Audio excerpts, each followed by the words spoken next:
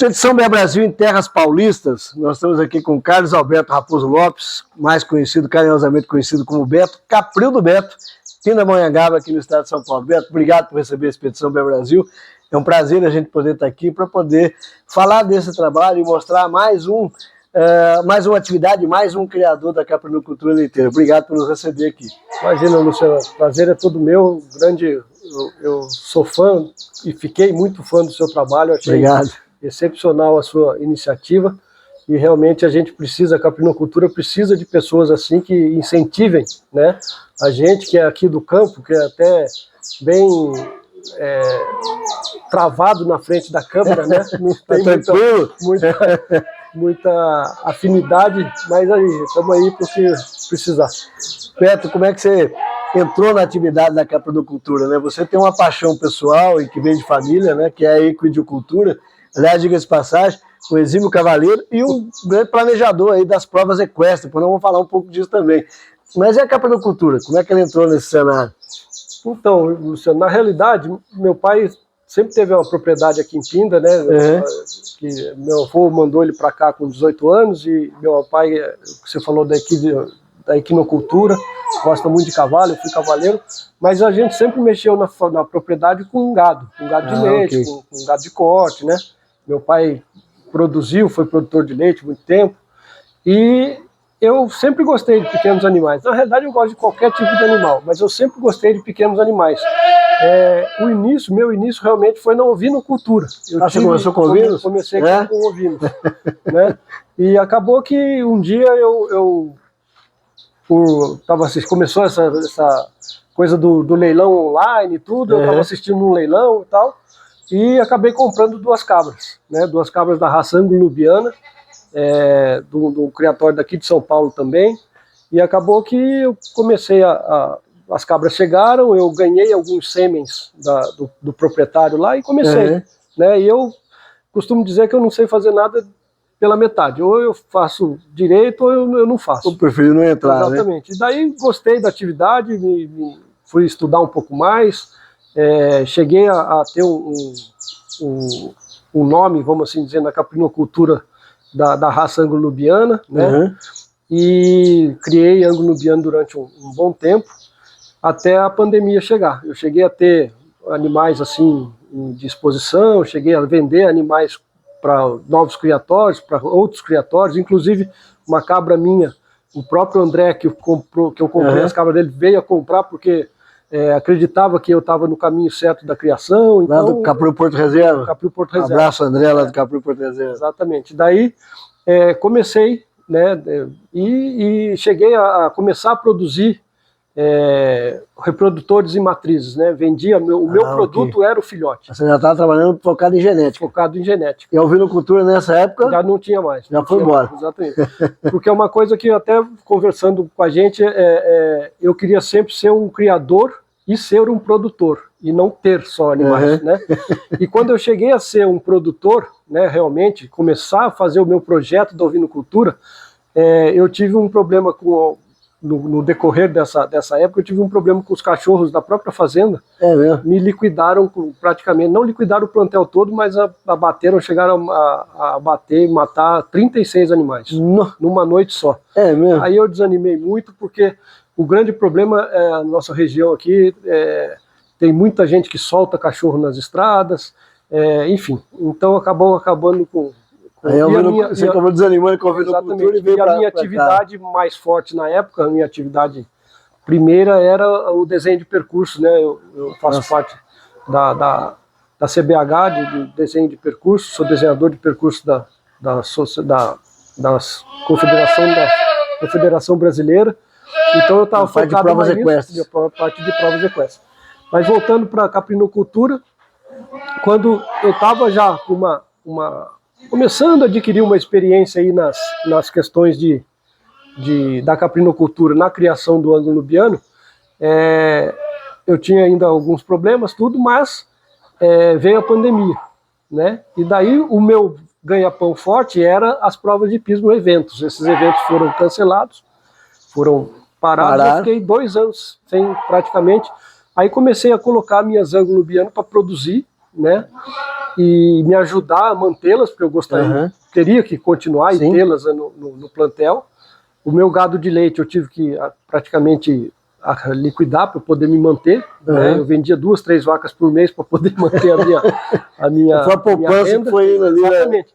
Mas enfim, e daí, para ter uma alta produção, não, uma melhor produção, ter uma rentabilidade maior, não sei o quê, nessa época a doutora Kalina já estava me ajudando, apaixonada por Sunny, colocamos algumas Sunnies aqui no plantel e eu vi que realmente eu queria uma aptidão.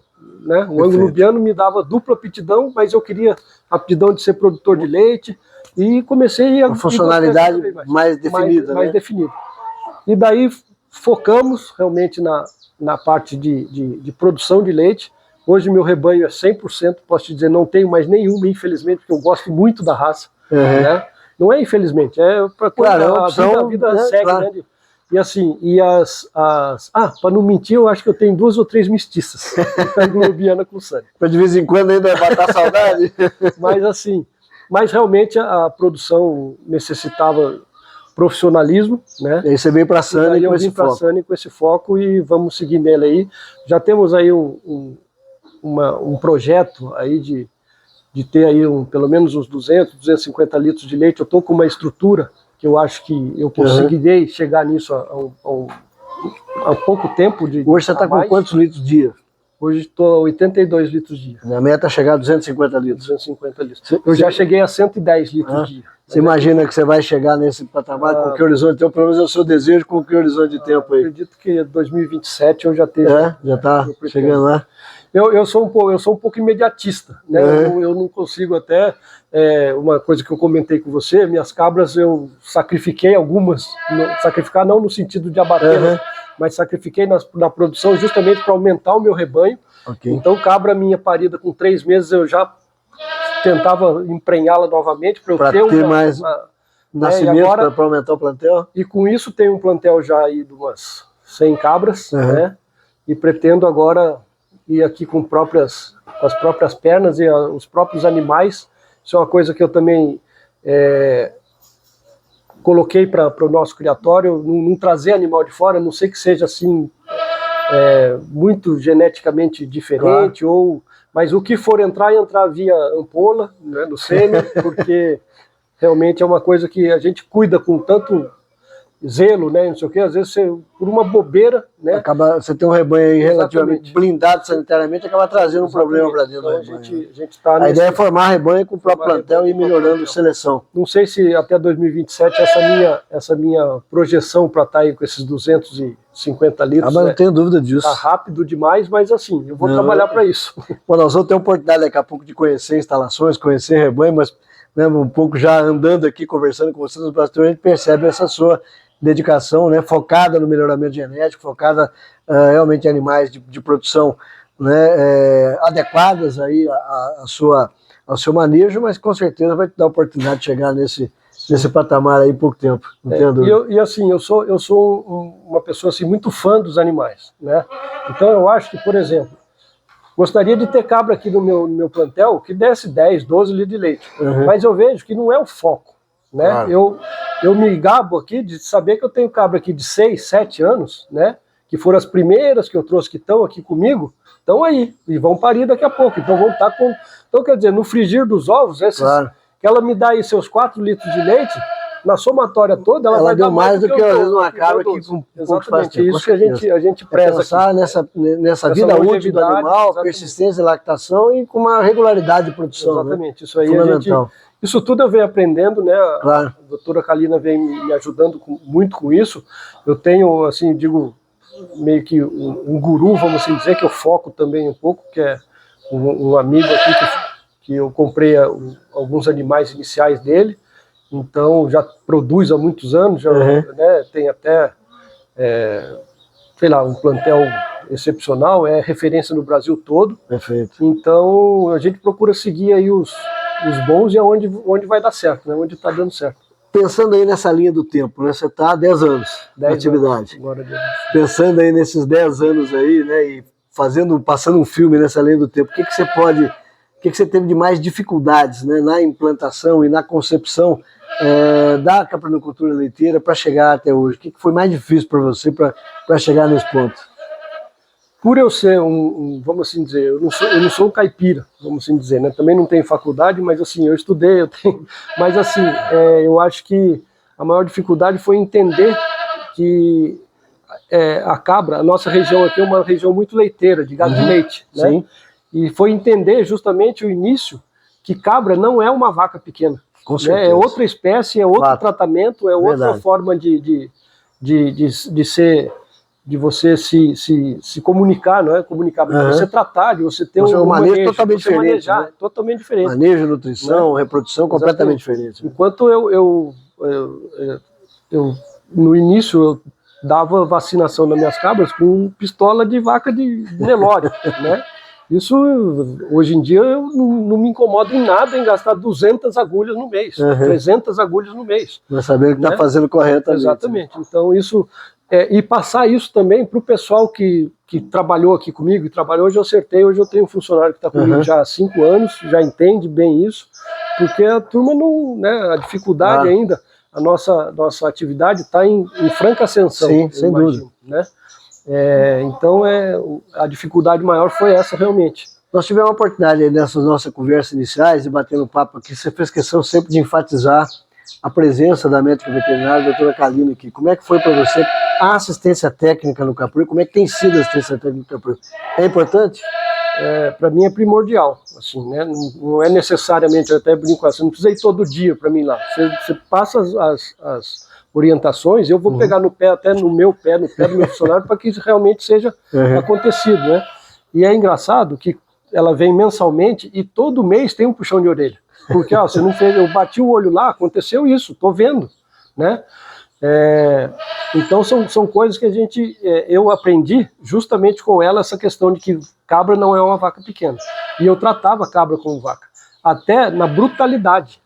Né, na questão de pegar e puxar, várias e várias vezes ela chamou a atenção do meu funcionário, chamou a minha atenção, falou, não é assim, não chuta, não puxa, não é assim, isso aqui é uma cabra.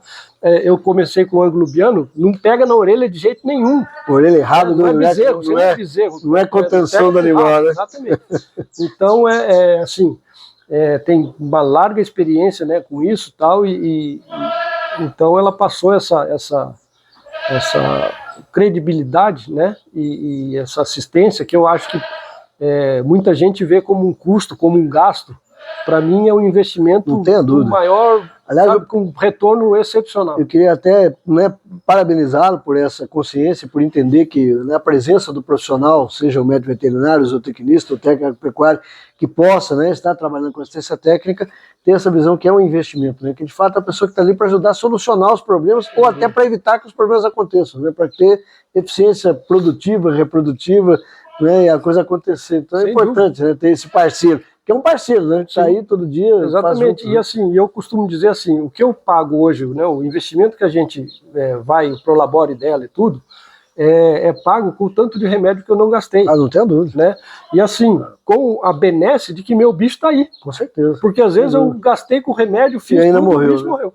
É verdade. Né? E sem considerar que você já vem, né, com todo esse trabalho já, inclusive sendo referência aí. Né? Aliás, diga-se de passagem, quando eu vim aqui para fazer o estado de São Paulo, e para a gente fazer aqui a nossa rota do estado de São Paulo, você vai no Caprino do Beto, você tem que ir no Beto, você foi no Caprino do Beto, os criadores já te colocam aí como referência, exatamente por conta, né, desse cuidado que você tem tido em ter uma caprinocultura extremamente profissional, né? Não dá para ser meia boca, né, Beto? Eu acho que não, eu acho que se você for, e isso é uma coisa que você me falou e eu vou guardar para sempre, o criador, ele ou quer ter, ou quer... Cria ou produz. Cria ou produz, exatamente. Eu sou um dos que cheguei, não quero ter só, eu quero criar bem criado e chegar a produzir. Produzir bem, eu também criar, eu não sou nenhum milionário que posso ter e me dar o luxo de ter uma estrutura toda dessa para ter as melhores cabras do Brasil. Lógico, né? Se eu tivesse isso, tudo bem, mas não. Não é hobby, não é um negócio. Mesmo assim, exatamente, isso aqui é minha empresa. Né? Minha propriedade tem que ser minha empresa. Claro. Né? Eu acho que é essa a visão que a gente tem que ter, independente do tamanho. Se você produz, tem 10 cabras, produz o leite, vende esse leite, faça disso a sua produção, faça disso a sua empresa. É um fato. Né?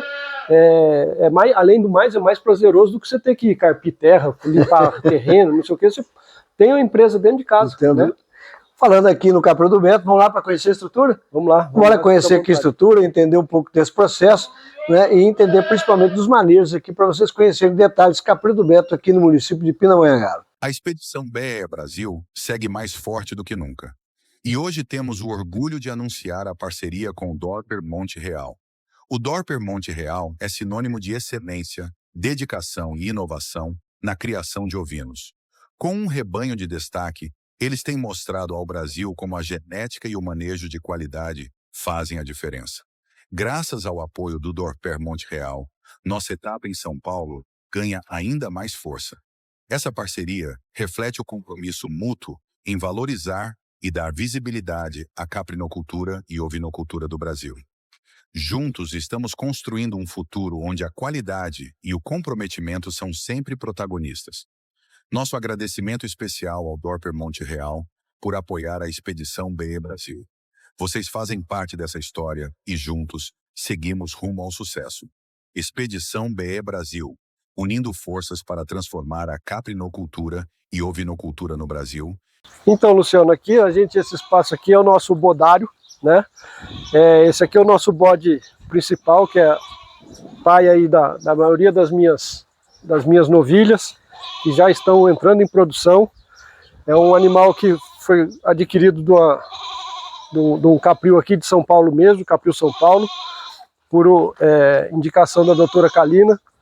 E a gente ficou muito satisfeito com ele, porque realmente ele impôs, né, um padrão nas minhas fêmeas que a gente está muito contente. Hoje ele já é até avô de um reprodutor novo nosso, que também já participou de exposição, foi o grande campeão da exposição, e é um bodinho que a gente pretende usar aí nas filhas dele e nas outras cabras que a gente tem aqui para a produção de leite, que é a nossa ideia futura, né, de produzir, de estar sempre crescendo.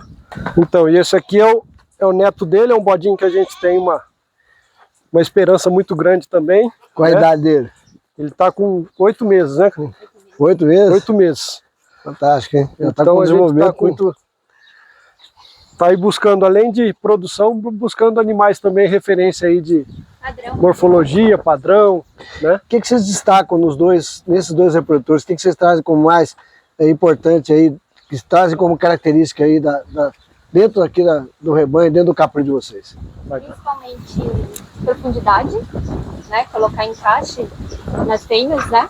Para se alimentarem mais e produzirem mais leite. Ok. Né? Cabeça, tá? Bode bem masculino, o que significa que eu aprendi nas exposições, quanto mais masculino, mais feminilidade ele vai colocar nas fêmeas. Tá? Linha de dorso, garupa larga, principalmente para facilitar na hora do parto. Os aprumos, tanto traseiro quanto dianteiro, é algo que a gente também prioriza muito aqui no capril, para poder sustentar a questão do úbere. Claro. Tá? Lançamento de pescoço, né, que isso também passa. Abertura de peito, né, cavidade respiratória. Então é o que a gente sempre busca para passar para as nossas fêmeas. É interessante ter essas características como critério de seleção e de buscar, né, que esse animal possa imprimir nas fêmeas, nas filhas, essas características que são importantes para o dia a dia da produção. Principalmente, né? Com a formação de úbere. Perfeito. Exatamente. Trazendo aí, então, já descendentes do bode, que em breve nós vamos ter resultado aí já buscando. Se Deus quiser, a gente está aí na expectativa que vocês estão com o bodinho novo. Exatamente. A gente ainda até, ele foi muito selecionado, porque a gente já teve filho do destemido, assim, porque como a gente tem um rebanho pequeno, não tem uma característica das mães já de produção há muito tempo, né? Okay. Eu crio há pouco tempo, então isso a gente está realmente buscando e selecionando o que a gente acha que futuramente a gente vai ter um sucesso. E esse aqui a gente é uma expectativa. O pai a gente tem certeza que conseguimos chegar no que a gente queria, porque ele vem de um criatório muito importante aqui de São Paulo. E já tem filhas aí dele com resultados bons aqui na propriedade, né? Podemos mostrar elas. Perfeito. Exatamente. Estou vendo aqui o espaço do Bodário aqui, Capril do Beto, aqui em Pindamonhangaba, né, tendo a oportunidade de ver esse trabalho de seleção genética, buscando aí produção nas cabras leiteiras aqui do município. Então, Luciano, aqui, quando os animais saem do berçário lá, né, saem da primeira criação deles lá, que é até os 3 meses, que é quando a gente desmama, esses animais vêm para cá e tem um solário, né, onde elas vão se desenvolver um pouco mais. A nutrição delas daí já está praticamente com volumoso, um pouco de feno e o concentrado. Nosso volumoso aqui sempre é a base de silagem de milho e capim, né? Capim, essa época do ano, graças a Deus, a gente tem uma fartura aí de capim, então no coxo agora está capim. É um capim capiaçu, capim napier, picado 4 vezes ao dia. Ok. E daí elas ficam aqui de 3 a 5 meses e a gente faz um trabalho de pesagem, né, Kalina? Que é justamente para a gente antecipar o máximo possível a entrada delas na reprodução com saúde, né? Como é que é esse critério que vocês têm utilizado aqui nessa sequência, né? Nós percebemos que vocês fizeram aqui instalações, que os animais vão passando aqui por uma sequência. Que sequência é essa e que critério que vocês têm utilizado na reprodução?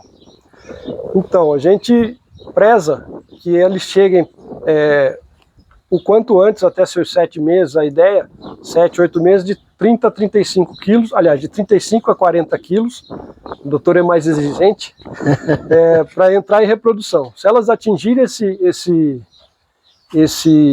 peso, elas, estando na época de cio natural, elas, dando cio, vão ser acasaladas. Tá. Se não for a época de cio natural, a gente faz um protocolo para protocolá-las e elas entrarem em reprodução o quanto antes. Se não atingir esse peso, a gente espera até 12 meses e daí colocamos elas na reprodução.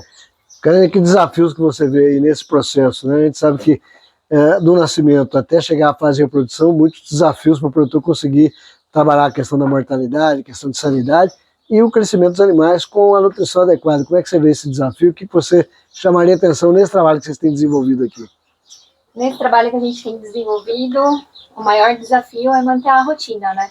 Do dia a dia. Desde quando nasce, a parte do aleitamento, a introdução da alimentação, né? Todas as medidas preventivas que a gente toma, né? Com o ambiente, né? Com a nutrição e até trazer eles para cá.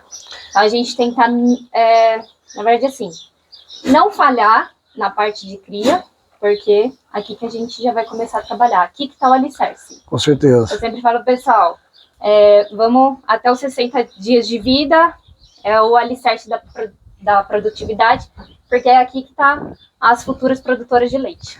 E a gente tem procurado sempre demonstrar aos produtores, né, a importância desse processo da recria, né? Quer dizer, é como você falou, o cuidado do nascimento até chegar numa determinada fase, que dali para frente influencia, ou bem feito ou mal feito, vai influenciar todo o desenvolvimento do animal. Sim. Na fase produtiva seguinte, né? E a gente tem colocado metas, né? A gente tem metas aqui dentro do Capril, pra gente, né? A gente sabe que é difícil uma vez ou outra, lógico que vai ter uma diarreia, mas a gente trabalha em cima para não ter, sabe, fazendo todas as medidas preventivas, que a gente sabe que uma diarreia no início, né, pode comprometer as vilosidades intestinais, aí não desenvolve. Graças a Deus a gente tem conseguido manter, né? Que metas que você destacaria que você tem colocado aqui para fazer, Beto? Como é que está essa questão aí, né?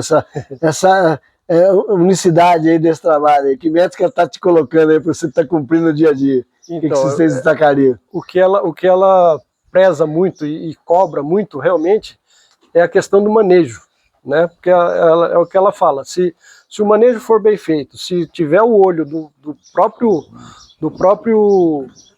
tratador, do criador, a gente estando com o manejo em dia, muito pouco a gente vai usar medicamento, né? Muito claro. Pouco a gente vai perder animal.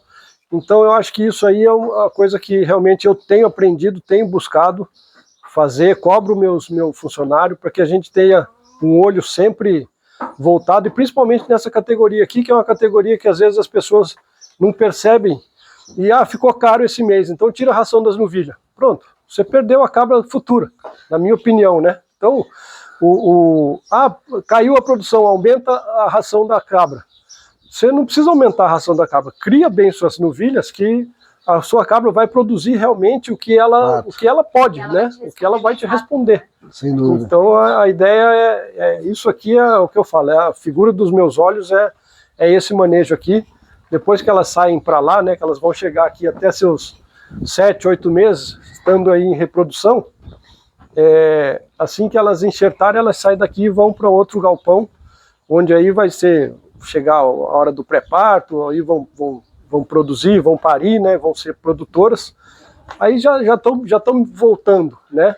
E daí é justamente isso que eu preciso, é saber se o investimento que eu pus aqui, elas vão me responder lá. Se eu não fizer um investimento real e direito aqui, eu não vou ter resposta lá. Não vai conseguir fazer lá. Né? Eu acho que é isso que... Vai interferir diretamente no processo produtivo. Se falhar no início, provavelmente você vai ter que investir mais, depois e talvez você nem consegue recuperar esse lucro. É verdade. Então acho que no início de vida ali é o alicerce. Você criou certinho, fez todas as medidas preventivas, nutrição e o olho do tratador treinado, você já consegue, graças a Deus, chegar. A gente atualmente, com 8, 9 meses, a gente já está com cabrita com 35 quilos. Essas daqui ainda não foram registradas. Significa que elas nem têm 6 meses ainda, elas não estão com 6 meses ainda. Ok. Então, depois o técnico vai vir até esse mês, né, a técnica fazer a expensão, o registro, e a gente vai pesar de novo.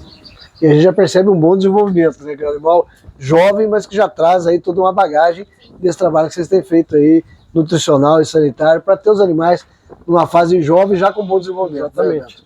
Exatamente. Isso é uma coisa também que mostra o desenvolvimento não só corporal, mas você vê que ela tem capacidade, né? Você não tratar dela, ela vai ficar... Por mais que ela tenha morfologia de amplitude de parte traseira, de perna traseira, para ter um ubre, se ela não desenvolver essa parte óssea, ela não vai da vida adulta ter um ubre que possa produzir algo, né? Então, eu gosto muito, não ligo de investir aqui. Até comentei, como eu entrei com o capim está de boa qualidade, mas elas comendo silagem, elas ficam mais, silagem de milho, né? Elas ficam mais bonitas, num score mais bonito, mas assim, eu sinto que estão bem criadas e acredito que estejamos no caminho certo aí. Trabalhar com indicadores, trabalhar com dados efetivamente, para que possa ter um processo de seleção cada vez mais apurado, né? Exatamente. Poucos animais com muita produção, esse é o foco? Exatamente, esse é o foco. Perfeito. Então, vendo aqui a parte de recria, Capril do Beto, aqui no município de Pindamonhangaba, né, entendendo aqui todo esse processo de seleção e desenvolvimento da recria para chegar às futuras matrizes aqui do plantel. Luciano, aqui então, a gente tem um galpão, onde é o galpão de produção que a gente chama, né? Então as novilhas que são acasaladas lá, ficam lá por 2 a 3 meses de cobertura, né? Depois vem para esse galpão aqui, onde elas aqui vão fazer o pré-natal, né? No terço final de gestação, a gente aumenta a alimentação para que elas realmente entrem em produção, né, juntamente com o galpão de lá, que é o galpão onde realmente as cabras já estão em produção, né? Essas daqui então são as novilhas de primeira cria. Vão ser agora no livro, por exemplo, que vão entrar na primeira fase de produção. Exatamente. Elas estão divididas aí em 2 lotes, porque um lote pare agora começo de fevereiro, e esse lote praticamente todo pare até final de março, devem estar todas aí em produção já. E esse pavilhão que vocês utilizam das cabras em produção, como é que vocês têm conduzido essa separação de lotes? Que critério que vocês utilizam aqui para estar trabalhando aqui os lotes? A gente, primeiramente nas novilhas primíparas, né, a gente procura deixá-las sempre também juntas, e daí realmente também em questão de idade, né, as cabras mais velhas e também tempo de lactação, né, umas cabras de melhor produção a gente procura juntar para deixar elas com o mesmo padrão de alimentação, para que elas tenham a produção mais de melhor qualidade, né, maior volume. E nessa separação, assim, a gente vê as cabras que já estão secando, já vai separando também. Ok. Então a produção, um manejo dessa forma aí, nada muito diferente que eu acredito que seja das outras propriedades. Então, esse é um pavilhão das cabras em produção. Efetivamente, daqui exatamente. Elas têm uma sequência no corredor central que elas vão para a sala de ordenha. Isso, que também é meio que em anexo. Eu acho que a gente tem que pensar muito no colaborador, né, na Claro. ideia. Então, facilitar a vida deles. Então, ele trata aqui, já leva ali, a esposa já está ali para fazer a ordenha. Então, eu fiz um anexo total, elas não tomam chuva, entram direto na sala de ordenha, ordenhou, volta para sua baia. E tem dado certo. Esse pavilhão a gente construiu agora 2024, aumentou ele, porque ele era só essa parte nova aqui. Graças a Deus, os animais estão aumentando, com isso a produção aumentou também, e eu tive que investir um pouquinho mais e aumentar a instalação. Perfeito. Estão vendo aqui detalhes do pavilhão de produção, com os diversos lotes de cabras que estão em lactação, né? E vamos falar um pouco mais desse manejo nutricional, em especial aqui do manejo no dia a dia da propriedade, visando a produção de leite. Bom, falando aqui dentro do trabalho que vocês vêm desenvolvendo, um cuidado que vocês têm aqui, bem-estar animal, né? Preocupação com as instalações, com o tamanho de baias, número de animais por baia, ventilação, né, os pisos, a alimentação. O que vocês destacariam, do modo geral, nas instalações? Que detalhes vocês acham interessante e importante destacar nesse planejamento que vocês fizeram das instalações? Principalmente o nosso espaço, né, da instalação, o espaço, a parte do solário, que é importante, né? Todas as baias têm solar. Todas as baias aqui no Capril a gente tenta enquadrar com solário, até porque para elas terem um espaço lá fora, né, tomar sol, que é essencial, né, vitamina D. Uhum. E essa parte da manjedoura, que é muito importante, que a gente costuma passar o feno e o tifton fresco para elas ali. O coxo, sempre espaçoso, né? Cada baia nossa a gente, né, tenta colocar de acordo com a quantidade do canzil ali, né? Okay. A nossa ordenha ali só cabem 10 cabras, então a gente os tenta lotes colocar são de 10, de até 10 cabras. Então, o ambiente é espaçoso, elas conseguem comer, né, amplamente dentro da baia e não tem competição por briga, né? E o coxo desse formato também você consegue minimizar essa competição, né? Das brigas. Uma questão importante também é os bebedouros do lado de fora, né? Aqui vocês fizeram uma pista central, uma pista de trato, né, com os coxos para fora, o bebedouro, né, possibilitando não só a limpeza, facilitar, como você destacou, né, também a mão de obra, né, o colaborador. Eu acho que isso esse cronograma para o tratador, para o nosso colaborador, tem que estar, né, não adianta eu falar, a maioria deles tem boa vontade, a maioria deles aprende, mas se você dificultar, tem que buscar uma capineira lá do outro lado. Você vê que aqui no nosso capim a gente tentou concentrar bastante próximo, tudo, né? Hoje a gente não tem um silo, mas o silo está aqui a 20 metros dos coxos, de qualquer coxo. Então isso eu acho que é muito importante, né? O criador, o produtor ter essa concepção, porque às vezes, eu até brinco, falei, eu tenho poucos funcionários, na realidade tenho 2, um casal, eles não podem ficar doentes, porque senão sou eu que tenho que empatar, sou eu que venho vir ordenhar, né? Então é isso que a gente preza aqui, e a gente meio que, a engenharia e a arquitetura é minha, né? Então a gente bolou assim, de ver, de estudar outros, né? Uma coisa que eu sou, como é que se diz aí? Não é que sou fã, mas assim, a cabra está no chão. Até foi interessante você tocar nesse assunto, né? Desmistificar um pouco essa ideia de que quando a gente fala em capril, pensar em capril suspenso, né? E falando também no bem-estar, né? E até no manejo, no processo, nós vamos falar daqui a pouco aqui da parte de manejo sanitário e limpeza de instalações, está dentro desse pacote. Como é que vocês veem essa questão do capril suspenso com o capril, né, no chão, seja de chão batido ou seja pavimentado? Como é que vocês olham isso hoje? Então, eu quando comecei, eu já conhecia alguns capris, né? A Kalina me ajudou em algumas coisas também, e a gente né? A gente decidiu fazer no chão justamente por isso. Você tendo um manejo, né, bem feito, tendo a consciência de que você tem que limpar, né? Eu vejo assim, a dificuldade do capril suspenso é justamente a limpeza. Sem dúvida. Por quê? Porque a limpeza, a cabra fica limpinha, ótimo, mas embaixo, né? Se você não fizer uma coisa onde você possa ter chegar com um trator ou seu funcionário trabalhar em pé, porque você fazer com um metro, coitado do seu funcionário, tem que trabalhar nem assim. Anão entra embaixo. Nem anão entra embaixo. Então, quer dizer, você está... É um fato, né? É verdade. Você precisa... Então eu falei, eu prefiro limpar do chão, né? A gente não é que doutrinou, a gente treinou. Então, no meu funcionário, a primeira coisa que faz de manhã é limpar, tem uns que tem cama, outros não tem, mas assim, a gente rastela, limpa, dá uma ajeitada para as cabras se manter. Não são as cabras mais limpas? Não são, mas a gente tem uma, desculpe a palavra, não, mas a gente tem uma super higiene, né, lá na nossa linha de produção, né, na ordenha, que também é cobrado da menina que ordenha. Então você tem que ir à opção. Né? É importante que a gente vê essa parte de bem-estar. Os animais estão aqui, né, tranquilos, você vê o animal ruminando, o animal... essa parte de competição também, que a gente sabe que existe uma dominância, principalmente na raça Sunny, né? A gente vê que num ambiente que elas têm um conforto ambiental maior, reduz também essa dominância, né? Não sei se aqui você percebeu mais espaço, isso. Mais coxo, dificilmente elas vão brigar, né? É verdade. E também, assim, além de minimizar, e aqui nunca aconteceu, uma cabra quebrar uma perna. E você vê muito no ripado, né?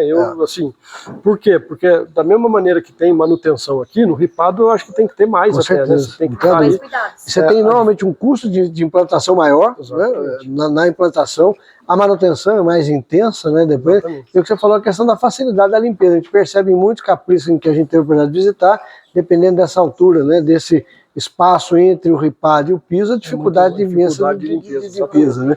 E aí a limpeza, a falta dela acaba acarretando problemas, né? Você chega às vezes no capril, aquele cheiro forte da amônia, mosca, etc., porque você não consegue ter uma frequência de limpeza maior, acaba tendo um problema, acarretando outros problemas, né? Se você perceber até, as baias ainda, por falta até de um pouco de cama, as baias não estão excepcionalmente limpas, ainda tem algum... Mas você vê, a gente não tem uma incidência de mosca. Sim, né? Nenhuma, no cheiro, zero. Então, né? Aliás, outro detalhe, né? Boa ventilação, boa insolação, que permite a baia seca também, não tem problema de umidade, né? Exatamente, mas é escolha de cada um, né? Eu acho que isso aí é o que a Kalina, às vezes aparece, ela me liga e fala assim, Beto, tem um novo criador que eu sempre falo, você quer criar? Vai visitar, vai, né, para você ver o que as condições que você tem. Você, não tem dúvida. Porque uma coisa que eu sempre falo, não adianta você ter uma propriedade, falar, a primeira coisa que o proprietário faz é comprar um animal. Tenha comida, né? Você não precisa, muita gente confunde pasto com espaço. É verdade. Às vezes você compra 2 vacas, aí você tem, não, eu tenho um espaço lá, não, filho, você tem que ter pasto para ela comer. Espaço é um fato. Né? Então, essa aí nosso intuito, né, de principalmente o bem-estar delas aí, porque são elas que fazem o retorno para que eu possa continuar na atividade também. Produção é assim, é olho constante em e todas o bem-estar vai refletir lá, né, no Exatamente. resultado do balde, né? Quer dizer, vem toda a parte genética, vem toda a parte de nutrição, mas o bem-estar também não adianta genética e nutrição com animal em condição inadequada que vai refletir na produção final lá, né? A instalação no chão, ela dá um certo trabalho, né? Questão de limpeza. Né? Uma como a outra também vai ter, né? Cada qual com a sua particularidade. Bem-estar animal. Sem dúvida. Você que está acompanhando a Expedição Bem Brasil, fica a dica, né? Aqui, como o Beto colocou, visite, acompanhe, né? Desmistifique essa ideia da instalação, que tem que ser, né, necessariamente piso ripado. Nós estamos vendo aqui um processo produtivo com instalações adequadas, limpas, higiênicas, né, com a boa ventilação, boa insolação, os animais com bom conforto ambiental. Vamos lá para conhecer mais coisas aqui, Capril do Beto, município de Pindamonhangaba, aqui no estado de São Paulo. Beto, falando aqui das instalações, né, nós estamos aqui num bate-papo informal, mostrando aqui os detalhes, e a gente pode perceber nesse lote de cabras aqui, né, a tranquilidade dos animais. Estão aqui nessa área, né, que está com o piso, com o solar lá fora, os animais saindo no solar, tranquilo. Quer dizer, é um ambiente adequado com uma instalação muito funcional para os animais, né? A nossa ideia é justamente essa, para que elas, no intervalo que estejam produzindo, elas se sintam o mais próximo possível do habitat natural delas, né? Que realmente aí tomar sol durante o dia, ter um local para descansar, ter água fresca e limpa durante todo o dia. E a gente acredita que elas estejam realmente aí perto do habitat natural delas, né? Que é a natureza, né? Então toma sol, tem sombra natural também. Enfim, se quiserem até tomar chuva, diz que cabra não toma chuva, né? Mas elas podem até ter a opção de estar aqui a todo momento, de ter esse espaço, né? Exatamente. Boa ventilação, insolação, ambiente limpo, adequado. Kalina, você chamava a atenção com a gente também aqui da manjedoura e a variabilidade de volumosa que vocês oferecem aqui. O que você tem percebido nisso? Tem alguma diferença do ponto de vista nutricional e até mesmo, né, para as cabras? O que você tem reparado nessa situação? Tenho reparado que antigamente a gente só colocava silo e ração, e hoje, durante o dia, a gente introduz pelo menos 2 variedades de forragem, né? Seja ou mombaça, ou tifton fresco, ou rami, e isso está refletindo na produção de leite, no ganho de peso e principalmente na saúde. E eu vejo que elas adoram essa variabilidade de alimentação durante o dia. Você não tem... só com uma. Tem um momento lá no coxo que você coloca no coxo utilizando a manjedoura aqui para ter essa opção de estar buscando alimentação no coxo e aqui na manjedoura. E elas amam e refletem na produção, na saúde e ganho de peso. E a gente sabe que a cabra tem, né, além da seletividade, essa predileção, né, por uma variabilidade de volumoso, né, Beto? E folhas, exatamente, né? Principalmente folhas. Então, a gente quando eu estou há 10 anos aí na atividade, né, sou uma criança realmente, mas com a ajuda da Kalina, né, ela me fez plantar. A gente tem aqui rami, a gente tem gliricídia, temos guandu, estação do campo. Eu tenho um bosquinho de goiaba, que é um vermífugo além de natural e um antidiarreico, vamos aí dizer que os antigos, né, falam, dá goiaba que você segura o intestino. Então a gente também tem aí uma variedade de frutas nesse sentido. A amora é uma folhagem que elas adoram, né? Eu até tenho um amigo que ele é produtor de frutas, e eu pedi para ele me fazer aí umas 200 mudas de amora, para eu fazer uma capineira realmente de amora, porque a gente sente que, um aprendizado que eu tive com a Kalina, que cabra não é uma vaca pequena. Então a alimentação da cabra não é da vaca. Apesar dela ser um mamífero que dá leite, né, um ruminante que dá leite, não pode ser, são espécies totalmente diferentes. Muito diferentes. Com hábito alimentar totalmente diferente. Né? Totalmente. Você vê que a folhagem, elas deixam de comer o capim para pegar uma folhinha que caiu ali da árvore para cá. Então isso é uma coisa que a gente tem que ter consciência e aumentar essa produtividade com essa capacidade da cabra, né? Perfeito. Aí aqui, a gente fez essa chegada aqui para a sala de ordenha. As cabras saem do corredor aqui e vêm em direção à ordenha aqui.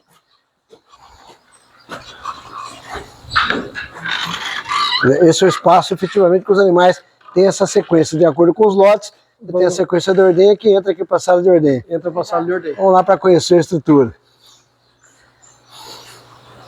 O que você destacaria aqui nesse manejo? O que é a dinâmica, como é que é o dia a dia? Tem uma rampa de acesso aqui, você falava que a gente são 10 animais por vez, não é isso? São 10 animais por vez. A gente tem um canzil aqui, onde esse canzil só entra a cabra que entrar primeiro, ela libera a abertura para o seguinte. Então nenhuma cabra interrompe aí a sequência. Então a primeira libera, a segunda entra aí, e é impressionante que elas têm sequência. Às vezes tem cabra que sobe antes, mas a primeira que entra lá, elas esperam aí, a primeira entra para poder liberar. Ele vai ficar muito condicionado, né? A cabra é muito inteligente e tem esse condicionamento, inclusive, nos lotes, né? Exatamente. E daí a gente tem uma ordenhadeira mecânica aqui, que ordenha de 2 em 2 cabras, né? Fizemos essa sala aqui com azulejo, tudo para manter uma higiene máxima, não é nem mínima. A gente preza muito isso aqui. Aí tem uma sala ao lado aqui que é o nosso banco de colostro, que eu tenho uns freezers, que é o banco de colostro de tratamento dos filhotes. É importante dizer que esse banco de colostro de vaca, minhas cabras nascidas aqui não sabem que gosto tem leite de cabra, é tudo leite de vaca. Exatamente visando esse controle da carne, né? Exatamente, visando essa nosso manejo aí. Então esse leite sai daqui e fica no tanque até que vai para o laticínio. 2 ordenhas diárias hoje? 2 ordenhas diárias hoje. Que horário vocês têm feito a ordenha? A gente faz às 5 da manhã, 4h30, às 5h30 e depois às 3h30 da tarde. Já tem essa rotina. E a cabra fica extremamente condicionada ao horário, né? Condicionado. Atrasou um bocadinho de que for, já está. Uma coisa importante também que eu também adquiri para o meu capril, a gente não tem arraçoamento comedouro enquanto elas estão produzindo. Ah, mas por que, Beto? Para mim, simples, porque não vai ter limpeza ali, né, adequada. E como a sala de ordenha não são duas, é uma só, justamente também para o controle da carne, né? Então, os animais, a gente ordenha primeiro todos os animais, depois os animais que são positivos. E se você mantém ali o coxo não vai ser limpo adequadamente, com certeza, por conta do dia a dia e tal. E então a gente optou por isso aí e tem dado um resultado favorável. Os animais sabem que se eles vierem produzir, eles vão ter comida no coxo. Então eles querem vir. É o que você falou. A rotina deles, eles começam a dar 4h30 da manhã lá, eles começam a berrar. Começa a dar 15h30 da tarde, se não chegar o ordenhador para trazê-los, elas começam a berrar também. Não é de fome, é realmente... Quer dizer, e fica na rotina, né? Sabe que saindo daqui vai ter o trato lá depois, logo na sequência.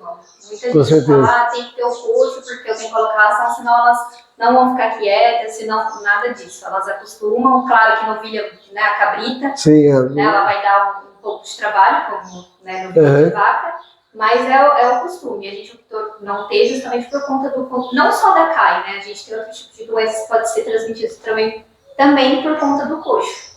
Beto, de novo pensando aí, né, numa estrutura adequada, higiênica, fácil de limpar, de higienizar, né, a gente percebe uma caída no piso que facilita ali a lavagem, a drenagem da água, na limpeza, né, e como a gente percebe, vocês já fizeram a ordenha hoje, o ambiente totalmente limpo, né, com a asepsia organizada, com os equipamentos limpos, fundamental isso no dia a dia da ordenha, né? Sem dúvida. Eu acho que quem mexe com produção de alimentos tem que ter essa conscientização máxima, né, tem que estar sempre preservando aí essa higiene, esse controle, porque realmente uma má alimentação você pode chegar a causar desastres, até morte de alguma pessoa, né? Com certeza. Sofrer porque tomou um leite estragado ou algum alimento que você não produz bem feito, enfim, e outras tantas doenças que não chegam a óbito, meu exagero, sim, mas você acaba causando aí o desconforto de alguém. E qualidade, né, na produção que garanta a segurança alimentar, inclusive para quem vai processar o leite, né, produtos que você consegue fazer queijos bons com leite bom, né? Você não consegue fazer queijo bom com leite ruim, né? Não tem como, né? Estou vendo aqui o espaço da sala de ordenha, né, aqui no Capril do Beto, município de Pindamonhangaba, e os detalhes aqui que facilitam o dia a dia do manejo, em especial a limpeza e a manutenção da sanidade do rebanho. Então, Luciano, aqui a gente fez anexo à sala de ordenha, fizemos a sala do leite, né? Ok. Tanto para receber o leite lá das cabras que saem e vêm para cá para o nosso tanque. A gente tem um tanque hoje de 300 litros, né? E eu coloquei alguns freezers aqui que também é a sala de leite do leite de colostro, que eu faço aquele silo de colostro, a gente armazena o colostro para os filhotes, né? Então a gente tem um freezer aqui também, que às vezes ele está mais cheio, mas a gente armazena esse colostro aí com da data que a gente conseguiu. Esses colostros são de colostro de vaca, os animais, os filhotes aqui, como eu falei, eles são amamentados artificialmente e já por manejo, cabrito nascido aqui, mesmo sendo de cabra positiva ou cabra negativa, ele não mama na mãe. Para facilitar também para o tratador não Sim, claro, lógico. Essa mama, essa não mama, eu acabo, né, às vezes a gente não consegue ter esse controle padrão, então a gente optou, cabrita aqui bebe leite de vaca, né? Falando da parte operacional, né, uma vez que você hoje não utiliza o leite das cabras, né, para amamentação, cabra pariu, quanto tempo, né, você esgotando para limpar o leite, para entrar na linha de produção, para quem está acompanhando a expedição aqui, que não tem a dinâmica do dia a dia de um capril? Isso varia um pouco, né? Tem cabra que nos dá aí 4 dias, 5 dias, tem cabra que leva até uma semana, 8 dias. Isso é um controle que a gente faz até rigoroso. O meu funcionário, depois você vai ver na cozinha ali onde a gente descongela o colostro para o filhote, a gente tem um fogão onde justamente ele pega esse leite, sabe realmente a cabra que está para entrar em produção e a gente poder usar esse leite, ele vai, leva, ferve, faz um teste para depois sim, mas normalmente aí eu acredito que por volta de 5 dias, uma média, já entra, depois da aparição já pode entrar em produção. Exatamente. Karina, falando aí da colostragem do banco de colostro, né?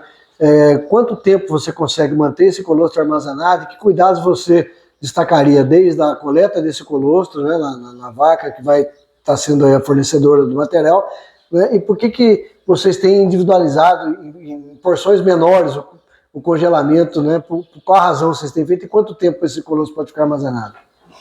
O primeiro passo que a gente tem aqui é que a gente só pega, né, e compra o leite de criadores parceiros, né, que a gente tem controle da sanidade do rebanho dele, por questões da brucelose e da tuberculose.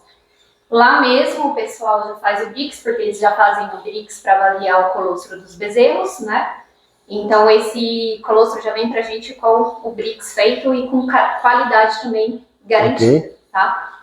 E a gente costuma armazenar em garrafas...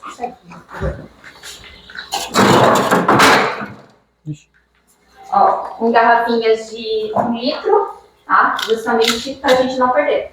Tá. Perder na questão do descongelamento. Porque é a porção que você vai estar utilizando para o animal para aquele dia. Normalmente o cabrito no capril aqui nasce e ele mama de 800 ml a 1 litro de colostro. Já desde o primeiro dia? Desde o primeiro dia. Só que isso depende muito da questão do peso também que o cabrito nasce. Então a gente prefere armazenar em 1 litro, não nessas garrafas de 2 litros, panela, porque depois que você descongelou, você não pode congelar mais. Exato. Então a gente deixa congelado aqui até 6 meses. Tá? Depois de 6 meses. Seria o prazo máximo aí de. Já passam da questão da qualidade, tá? Então a gente tenta organizar essa questão do planejamento ligado ao nosso banco de colostro. Perfeito. O planejamento do nascimento. Então a gente usa o colostro aqui congelado até 6 meses. Descongelou, se sobrou, a gente costuma manter guardado até 24 horas depois que descongelou. Depois disso a gente não usa mais. E no caso dos filhotes, vocês porcionam essa amamentação, o aleitamento, quantas vezes ao dia esse volume? 4 vezes ao dia? 4 vezes. Até... Depende também que a gente está falando, do peso, né? Do cabrito, porque às vezes também os maiores, o que a gente percebe, os que nascem com 4, 5 quilos, eles conseguem mamar 1 litro no dia. Só que os menores, que não tem encaixe, não. Não consegue. Então isso é muito, assim, de filhote para filhote. Mas, assim, o que é regra aqui, pelo menos de 3 a 4 mamadeiras de colostro no dia. Nasceu de madrugada, de manhãzinha, no primeiro horário, 10 horas, 1 hora e no final do dia. Perfeito. Nasceu no final do dia, no dia seguinte, de manhã, depois do almoço e no final da tarde. E 1 litro tem sido o suficiente. A gente acredita que realmente tem suprido aí as necessidades. Uma coisa que é importante dizer, com a vinda, né, a assistência da Kalina para cá e tudo, como eu te comentei aí nos bastidores, né, eu criava outra raça e tinha uma frequência grande de perda de filhotes, né? E tudo o aprendizado, o manejo que a gente introduziu, que ela introduziu aqui no Capril, eu posso te dizer com certeza que caiu para 100%, a minha mortalidade caiu para 0. Eu tinha uma mortalidade aí de 70% de filhotes, né, porque eu tinha muita cabra parindo, né, e então com esse manejo de colostro e tudo, e o protocolo de sanidade e tudo, a gente conseguiu minimizar isso. E assim, a parte de vermifugação também foi muito, caiu para muito menos consumo de vermífugo, então a gente está acreditando realmente que estamos aí no caminho certo, mais uma vez. Vamos falar detalhes aqui do manejo sanitário e conhecer esse manejo também da parte do berçário. Vamos lá para conhecer? Bora lá. Luciano, aqui esse galpão é o nosso galpão de berçário, né, o galpão onde a gente começa a criar nosso capril, desde os primeiros dias, primeiras horas de vida das nossas cabrinhas, e daí elas ficam aqui até os 3 meses. Então a gente tem um galpão com berçário e algumas baias onde elas ficam aqui até os 3 meses, com adaptação, com o protocolo adaptação nutricional, né? E o protocolo de vacinação e tudo que é colocado pela doutora Kalina para a gente manter os nossos animais aí com um padrão em excelência, vamos assim dizer. Vamos lá para conhecer o berçário? Vamos lá. O que você destacaria para a gente aqui nesse espaço do berçário? Que cuidados que você, ao longo desse tempo que você vem desenvolvendo, né, o que vocês destacariam aqui, com cuidados que vocês foram adotando e foram implementando aqui na propriedade?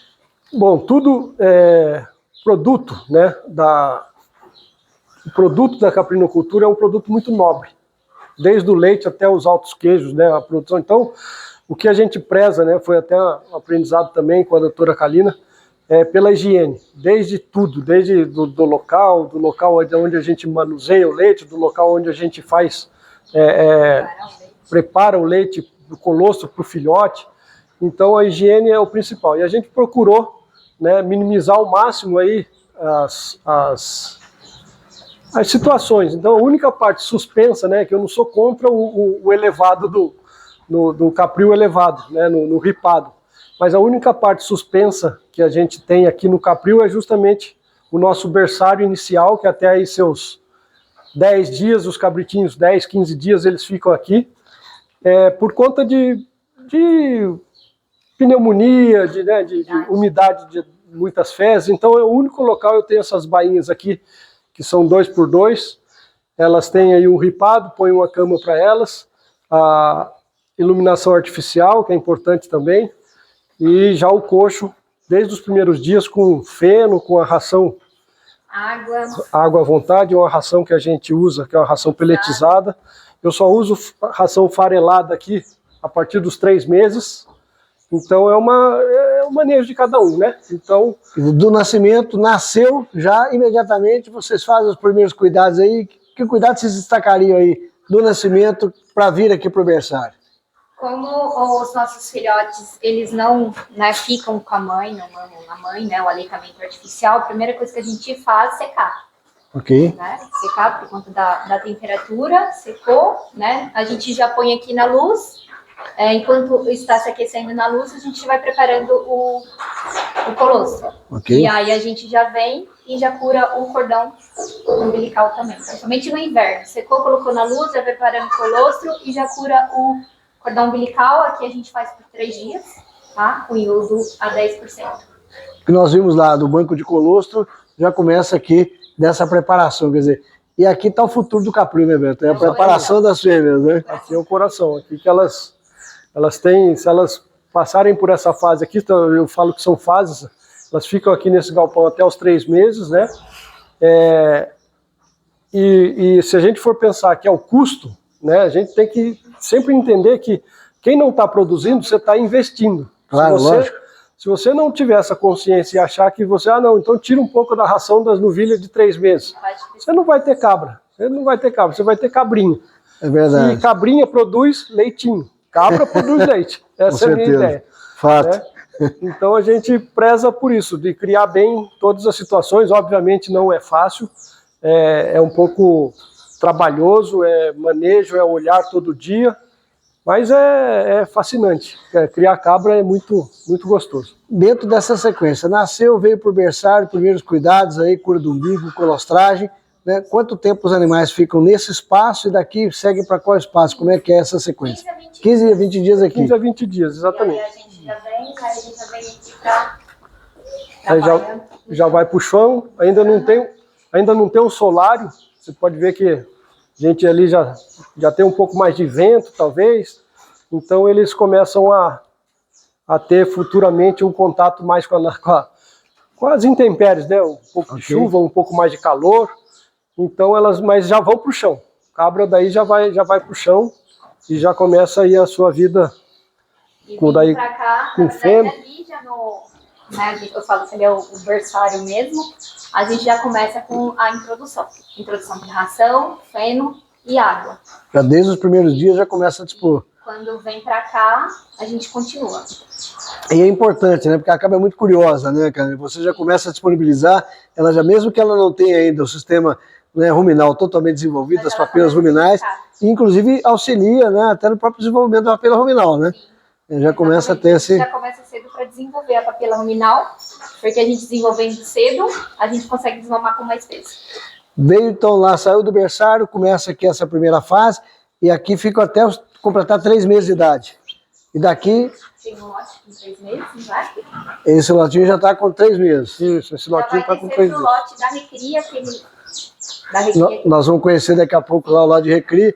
Então essa é a sequência. Nasceu o berçário, 15 dias, passa para um setor para desenvolvimento, monitoramento, e você comentava com a gente, né, Beto? Aí é monitoramento também Exatamente. de peso, desenvolvimento, para você acompanhar, Sim. inclusive a formação de lotes. Sim. Inclusive, a gente tem uma pesagem no dia que nasce, né? E uma pesagem na desmama. Com 3 meses, antes delas irem para a próxima fase, a gente faz uma pesagem, justamente para ter uma base. A gente tem até um controle colocado até no ano de 2024, que a gente não tinha, justamente para saber o que aconteceu com a cabra, porque elas todas são numeradas, né? Okay. Nasceu, a gente identifica com um brinco, Tá. para posteriormente a técnica da associação vir e tatuar.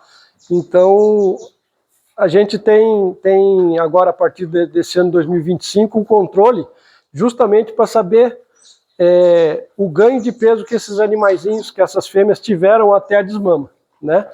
Com isso facilita. E daí a gente tem também, até sendo brinco com a Kalina, um capricho, né?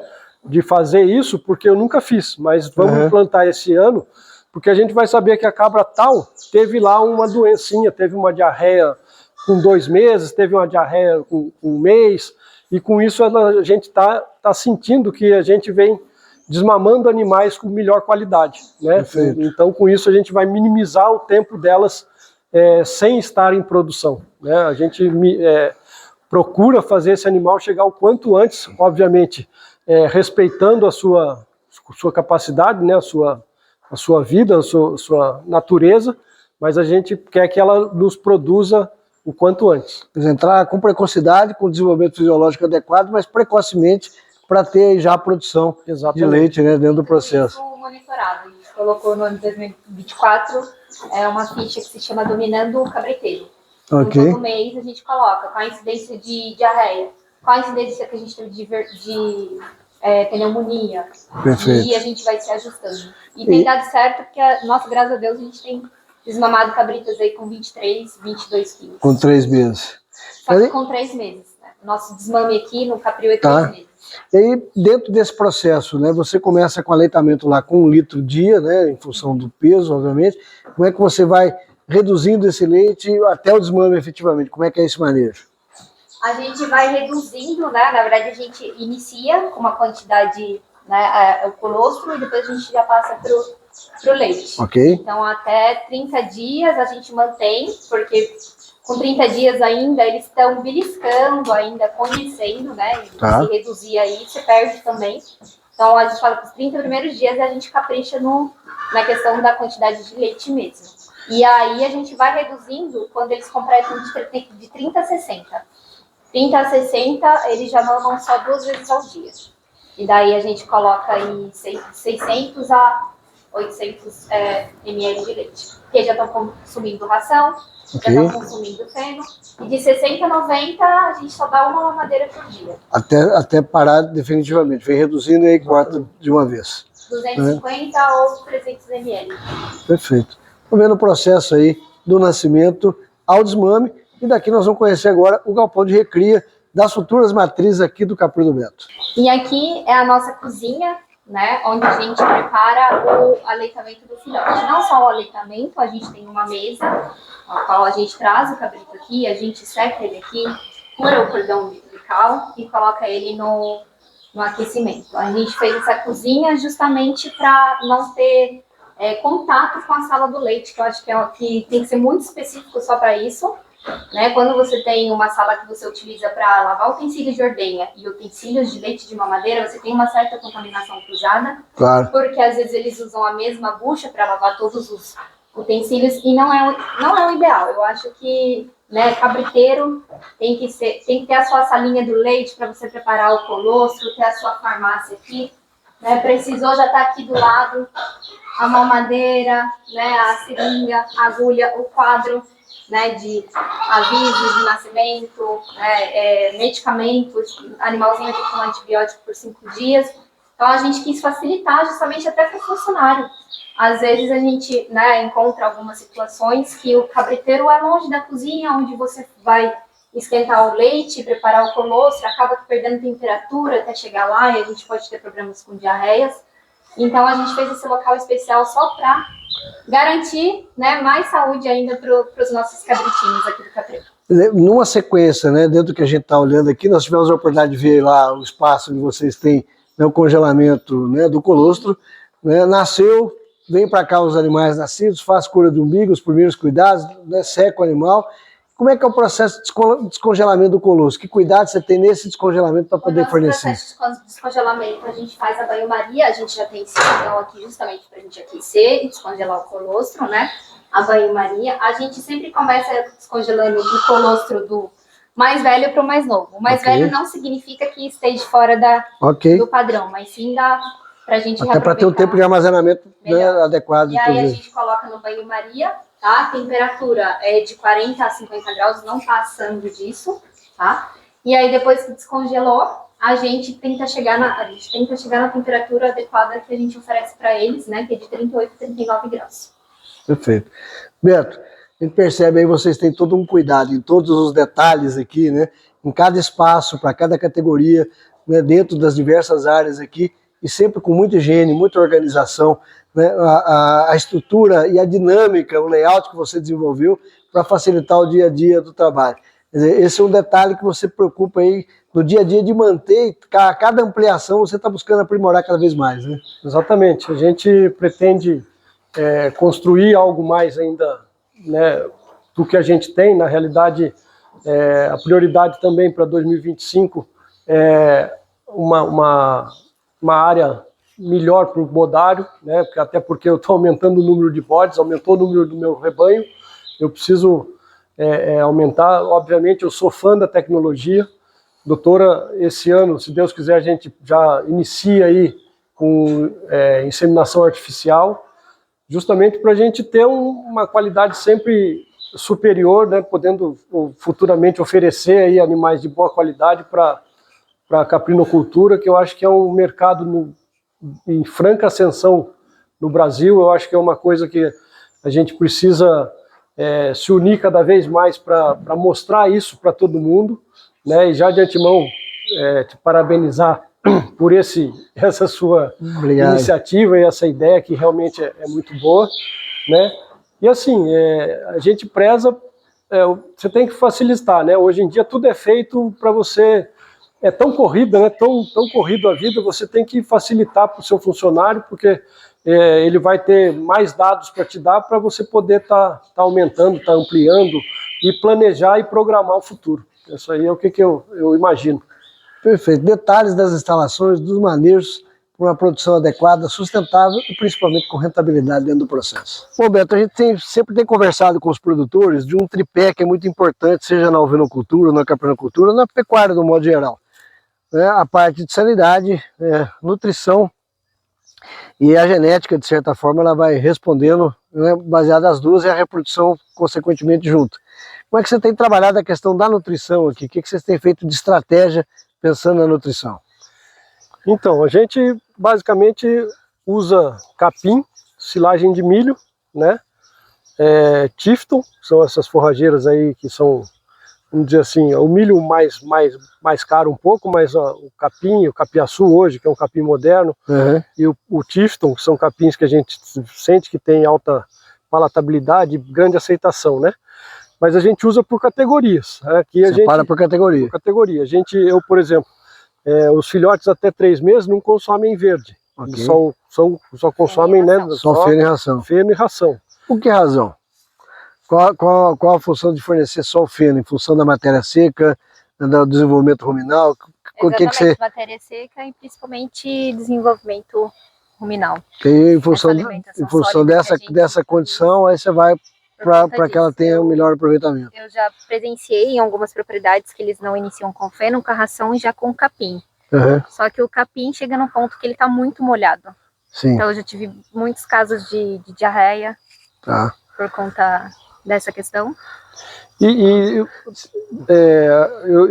também vejo que o animal desenvolve mais harmonioso, me dá a impressão. Você introduz o capim verde, né, o verde logo de início. O famoso barrigudo. Exatamente. Dá animal que pouco corpo e muita barriga, né? Eu acho que isso é uma coisa que a gente implantou, melhorou realmente Tá bastante, funcionando assim, bem, o né? aspecto. Diga-se passar, tá É uma aspecto- fibra seca, né? A gente usa Sim. a ração peletizada e o feno. E o feno. Tem dado Exatamente. super certo. Até 3 meses. Até Até 3 meses. Daí com 2 meses, 2 meses e 20 dias, aí a gente já começa a pôr uma folha inteira para ela. Tá. Com 3 meses aí, e daí a gente também já está mudando os animais, em vez de comer a peletizada, a gente já introduz o farelado, que é uma ração que a gente bate aqui, né? Eu que tenho uma formulação, Uhum. eu tenho um misturador e a gente fica um custo mais baixo, eles começam a consumir mais, então a gente minimiza o custo. Claro. E então a gente tem feito isso daí dos 3 meses até a sua idade adulta aí, entrar em reprodução. Antes de entrar no pré-parto, elas comem essa ração de novilha, que a gente chama, Uhum. mas é uma ração aí com 16, 18% de proteína. E quando entram em lactação, elas vão para uma ração daí de 24 a 25% de proteína para ter uma produção maior. Falando dos volumosos, né? Nós estamos aqui numa área de capineira, né? Você tem a área de capineira de capiaçu, tem aqui um capim na pie, tem a área de silagem de milho.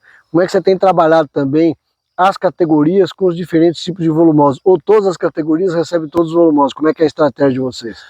Depois que saiu, a única que a gente tem um pouco mais de cuidado assim na parte de inicial é dos filhotes realmente até 3 meses. Depois que elas já acostumaram a comer capim verde, ou uma silagem, a gente faz sempre uma adaptação, né? Tá. Eu acredito que não exista propriedade que não tenha diarreia nas suas cabras, né? Não é em todas, mas às vezes uma cabra mais dominante come um pouco mais, ou uma outra que não está acostumada, e isso é uma coisa que eu aprendi também, a gente não tem mudança brusca. Meu silo foi acabando, eu já fui introduzindo um capim, então vai acabar o capim, e se eu precisar comprar silo, eu já começo a introduzir junto, para depois tirar o que vai faltar. Eu nunca fazer uma mudança abrupta da alimentação. Toda vez sempre tem problema de distúrbio digestivo, né, Carlinhos, em função disso, né? Então a gente segue essa linha aí e diversificar um pouco também. A gente tem uma época que o Tifton está em falta, eu, além de picar o capim e fornecer no coxo, às vezes eu corto só a folha e ponho na manjedoura, para elas também não perderem o time, né, de buscar comidas diferentes. A gente tem aqui também uma outra forrageira, que não é assim bastante, mas é uma glicídia, é uma leucena, que é uma proteína, uma leguminosa também, Sansão do Campo, que é a sabiá, né, que o pessoal chama, que a gente também fornece assim, né? Porque cabra, ela necessita, assim, dá a impressão que ela necessita de um agrado para se estimular. Realmente ela muda o hábito alimentar, além do hábito alimentar, essa variabilidade traz com que o consumo também se ajuste a essa exigência nutricional, né? Então a gente tem a capineira aqui que eu considero, eu até brinco com o pessoal, pô, mas capineira bonita, hein? Eu falei, eu cuido dela. Se eu não cuidar não dela... faz milagre, né? Tem que cuidar dela, tem que, né? Por ser uma perene, não quer dizer que você não tenha que cuidar, ela vai voltar, mas cada vez que ela voltar, se ela não tiver cuidado... E é importante você comentar isso, Beto, que a gente vê muito aí, no caso agora, por exemplo, do BRS Capiaçu, né, que virou moda, né? Quer dizer, tem um potencial de produção de 100 toneladas por hectare por corte, mas obviamente que esse é o potencial em condições ideais. E quando nós estamos falando em condições ideais, adubação, manejo, né, a água, né, a irrigação quando necessário, ou chuva é ideal, para que ela dê condição de ter esse potencial de produção. Sim, né? sem dúvida. Eu costumo brincar um pouco assim, você quer ter um campeão de alta performance em qualquer tipo de esporte, cuide bem dele, porque senão ele não vai ser. Ele é muito bom, o moleque é muito bom, apareceu, despontou. Se você não cuidar dele, ele não vai ser. A mesma coisa na nossa produção, tanto na comida, na alimentação, como nos animais. Fato. Né? Olha esse animal, nossa, nasceu, que coisa mais linda, tem cara de masculinidade, vai ser um super bode. Se não der comida para ele, ele não vai chegar a viver. É verdade. Então a gente tem que cuidar realmente, porque senão você vai ficar parado. Dentro da sua estratégia, né? A gente costuma brincar, eu não canso aí de fazer essa brincadeira por onde a gente passa, seca é igual carnaval, todo ano tem. Todo né? ano tem. E aí a estratégia de planejamento. Carolina, como é que você tem trabalhado a estratégia? Tem feito silagem, tem trabalhado isso? Tem as áreas de capineira também para corte do período seco, como é que tem sido a estratégia? A gente trabalha com planejamento reprodutivo pensando em não deixar faltar na seca, para a gente sempre manter produção e saúde. A gente sabe que a nutrição está fundamental, né? Ligada a vai refletindo em tudo, né? A cabra vai refletir em tudo, na reprodução, na saúde, né, na produtividade. Então aqui a gente pega firme com isso. A gente vamos descer lá para ver a gente já está formando, né? O nosso silo, né? De milho, que a gente vai, acho que Colhe em março. colhe em março. Massa. Então a gente já, antes já de virar o ano, a gente já começa a preparar justamente para não deixar faltar. A gente costuma brincar que na sanidade a primeira vacina é a comida, né? É a comida. Quer dizer, o animal até responsivo, né, a qualquer tipo de medicamento, a imunidade do animal passa necessariamente por uma boa nutrição, né? Para conseguir fazer. Exatamente. Igual limpeza, né? Às vezes uma limpeza bem feita, você deixa de usar Evita muito problema, de fato. tanto anti-inflamatório, igual a comida na seca, se você não tiver, imunidade vai cair, leite vai cair, aí começa a aparecer os problemas. Então a nossa ideia aqui é manter. Antes de chegar a seca, a gente já está fazendo nosso planejamento para não passar pela seca. Falando aí em planejamento forrageiro, nós vamos conhecer as outras áreas também aqui. Então, na área de capineira, que inclusive está sendo utilizada, como a gente pode ver aqui os cortes sendo feitos, nós vamos na área de plantio de milho. Vamos lá para conhecer? Bora lá. Falando em planejamento forrageiro, nós estávamos mostrando a área da capineira, aqui uma área de plantio de milho, diga-se de passagem, linda a área, né? O milho com bom desenvolvimento, chovendo bem esse ano, né, Beto? Graças a Deus. Esse ano está um ano bastante diferente do ponto de vista da climática aí para as lavouras, né? Mas falando em planejamento forrageiro, vocês têm um sistema de produção aqui intensivo. Os animais, 365 dias do ano no coxo. Sim. Eu costumo brincar que nós somos garçom do bicho, tem que levar trato no coxo todo dia, né? E aí, falando nesse planejamento forrageiro, consumo por animal dia, como é que vocês têm feito esse planejamento? Qual que é o cálculo que vocês têm feito para entender a quantidade de volumoso ou entender o quanto de animais você pode ter em função da disponibilidade de alimentos? Isso é uma assim, como eu falo, eu sou uma criança ainda criando, né, na parte de caprinocultura. Eu não tenho esse dado específico, né? Eu confesso a você que esse ano eu aumentei a área de plantio de milho justamente porque me faltou a minha programação. Eu tinha uma programação de tratar o ano passado só de uma categoria, acabei me empolgando e gastei a comida da categoria com uma outra categoria. Foram responsivos, você foi aumentando no dia. Acabou que eu não... Então esse ano... Mas a gente imagina aí que uma cabra adulta coma aí seus 6, 7 quilos de volumoso dia, né? A matéria gente verde, né? isso de matéria verde para que ela possa se desenvolver aí e produzir, né? Então esse ano a gente está com, graças a Deus, estou confiante de que essa produção vai ser, aí eu suficiente, consiga produzir aí nesses 2,5 hectares uns de 80 a 90 toneladas, para que eu possa ver se o ano que vem, eu tenho, como te mostrei, aquela parte da capineira, aquela capineira é uma parte pequena, eu tenho uma capineira maior, então eu me programo para que não falte o volumoso, né? Fundamental, né? Já teve época do meu volumoso estar um pouco passado e tudo, e eu insistir em usar e não vale a pena. Eu prefiro hoje em dia roçar essa capineira e gastar um pouquinho mais com um feno, ou um pré-secado, ou uma silagem de milho que tenha que comprar mesmo do vizinho ou de algum fornecedor, porque realmente eu acho que a queda é muito grande e o retorno demora demais. Então você tem que se programar realmente na parte de alimentação, porque senão você fica a pé. Kaline, em média, a gente tem visto aí nas propriedades que a gente tem visitado, o custo de produção, né, a alimentação está ficando em torno de 60% a 70% do custo de produção total. Né? Como é que você tem visto aí, nas propriedades que você assiste, aqui em específico no Caprino do Beto, essa relação custo de produção e produção de volumosos? Como é que vocês têm trabalhado isso? Você já chegou a fazer esse dado, esse levantamento? Conseguiram mexer nesse custo? Como é que vocês têm trabalhado isso? Não, eu ainda não cheguei a mexer com essa parte, mas assim, que eu percebo os criadores que eu dou assistência, graças a Deus, todos, né, têm em mente que tem que plantar. Então você tem que plantar, você faz o planejamento, você faz o estoque, né, e aí o que eu vejo das propriedades, ultimamente, o que a gente tem comprado de fora é o feno, para o início, para a categoria. Só para aquela categoria inicial, de fato. E os insumos para produzir ração. Mas nós estamos vendo aí, né, Beto? Um bom desenvolvimento. E essa estratégia da produção de volume, você está com o rebanho crescendo, o rebanho está aí, né? Aliás, está dentro do seu planejamento aí, né? Sim, desenvolver o rebanho. Planejamento, esse desenvolvimento, esse crescimento, e ao mesmo tempo, eu sinto que apesar de hoje, né, você fazer mas está caro demais para se produzir, para se plantar uma roça de milho, realmente está caro, mas ainda é muito mais barato do que você comprar. Sem dúvida. Né? Ah, não Então tenho vale dúvida. a pena, Com é um certeza. pouco mais trabalhoso, mas eu confesso que já venho plantando há 3 anos, esse terceiro ano está bem mais custoso realmente do que os outros, mas compensação estou muito mais contente, porque eu tenho certeza que até a própria terra vai no mesmo local que o ano passado eu produzi 40 toneladas, 70, 60 toneladas, esse ano eu tenho certeza que vai para 90. Aumentei um pouco realmente Uhum. a área, mas a produção, a própria terra A já produtividade vai trabalhada aumentar começar a também, aumentar, né? E aí, lembrando, né, nós temos um animal altamente especializado em transformar volumoso em leite, volumoso em carne, né, no caso caprinos e ovinos e tal.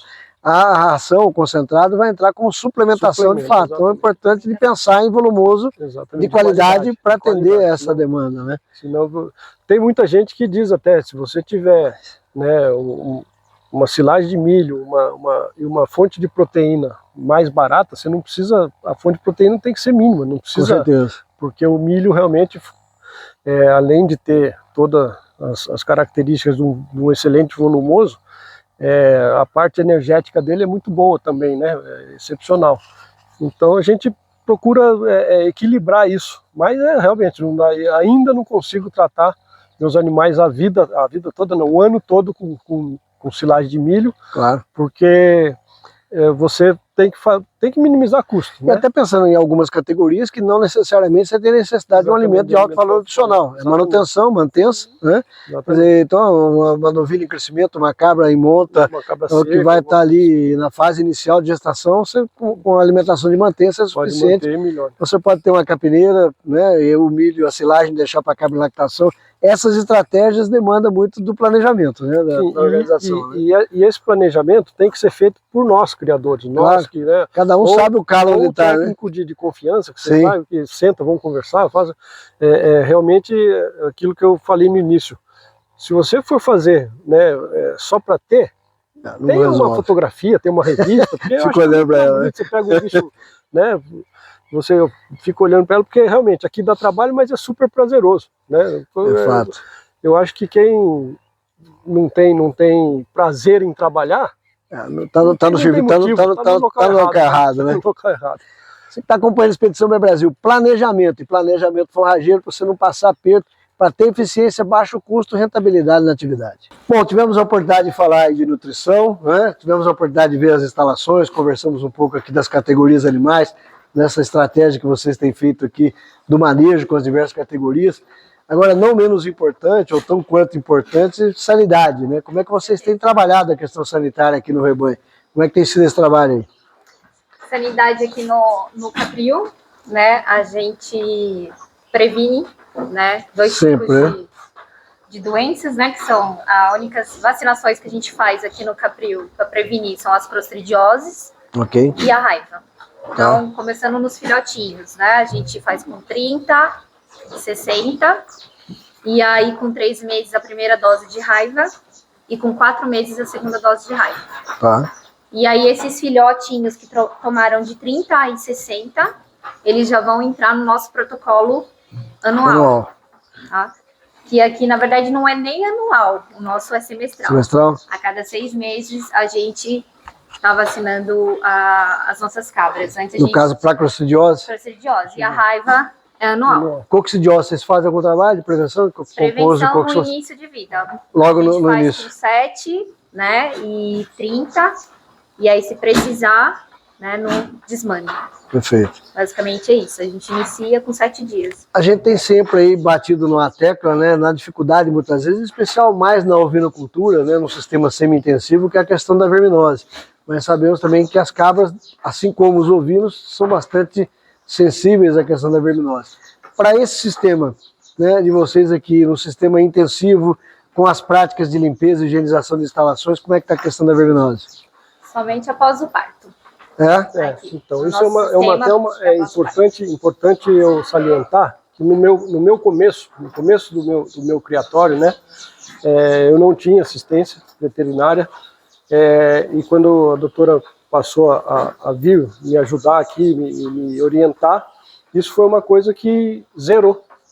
Eu tive problemas de perda de animais por conta da verminose e tudo, E com o manejo que ela introduziu no Capril, né, e a necessidade de vermifugação, eu não devo estar comprando, eu acho que faz 8 anos que eu não compro vermífugo na quantidade que eu comprava. Uhum.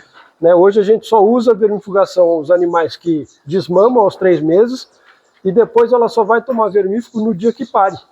Então, e isso minimizou de uma forma, assim, às vezes a gente vê lá uma famachazinha um pouco mais alta e tal, quando a visita dela, ela já vem, faz um APG no grupo, que pega 1, 2 indivíduos aí, Beto, tá tranquilo, tá normal, então realmente esse protocolo que ela me passou, obviamente meu sistema é intensivo, né, os animais não vão para pasto, então isso facilita muito.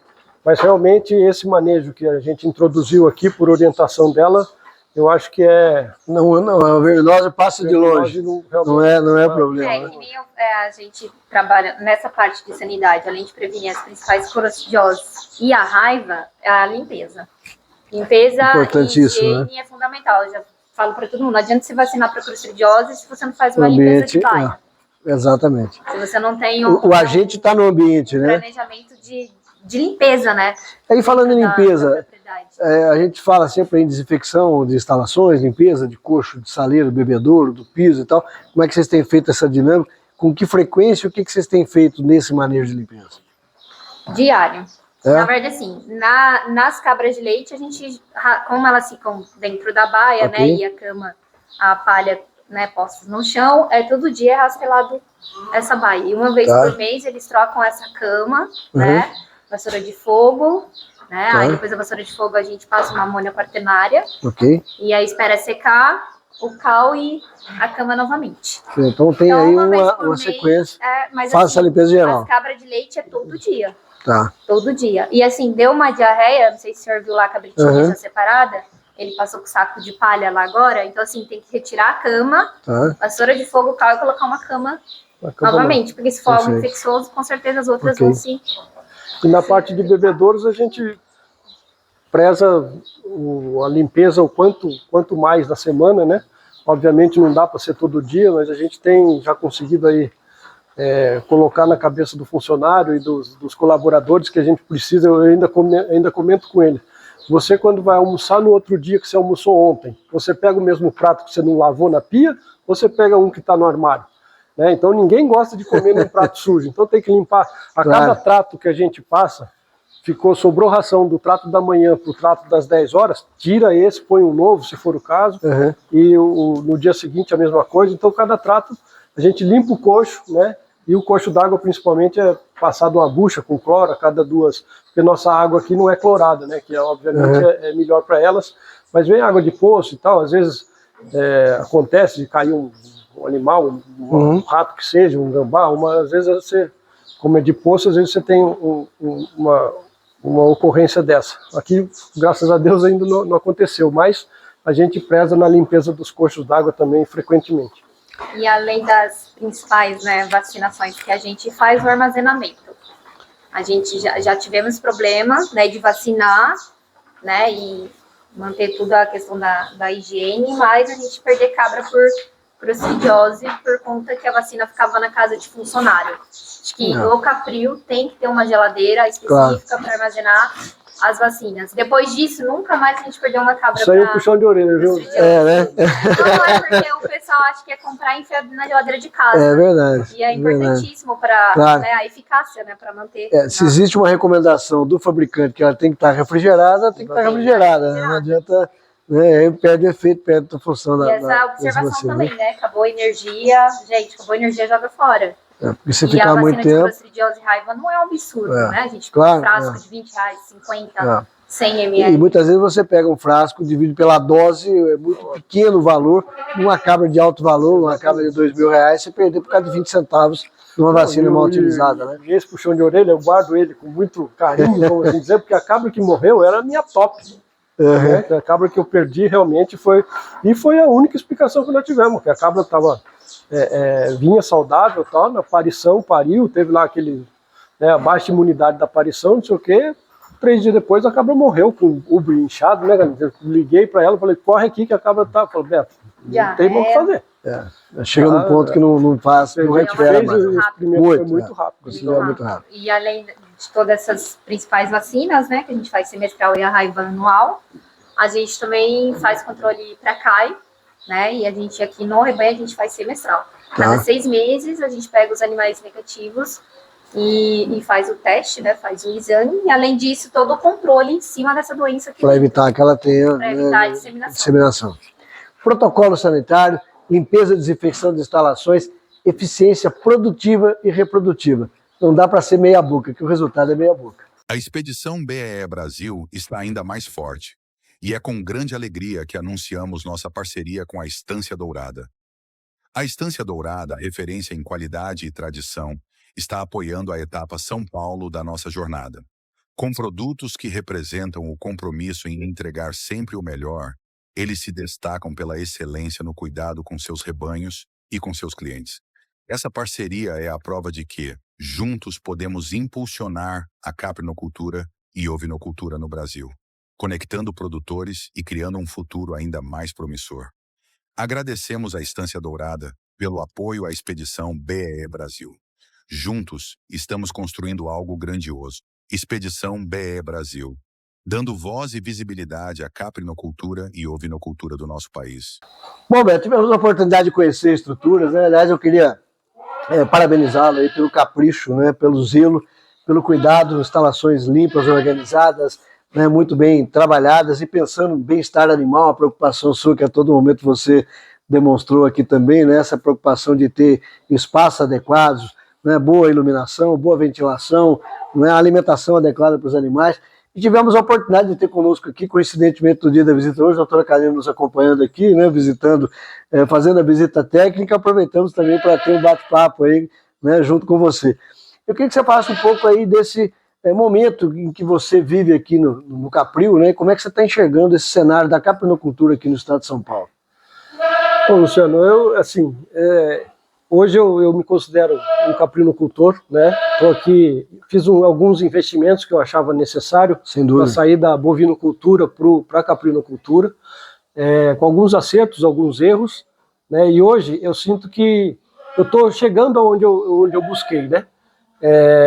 Obviamente tivemos grandes altos e baixos, mas assim, a partir da pandemia, né? Que foi um palco assim horroroso, vamos assim dizer, para não sei qual é a palavra, para todo mundo. Mexeu com todo mundo, né? Posso te dizer que isso alavancou um pouco o meu ímpeto de conseguir produzir, né? Porque no começo, antes, aquela coisa, eu tinha a produção da anglo-lubiana, mas assim, o produto era difícil você colocar no mercado.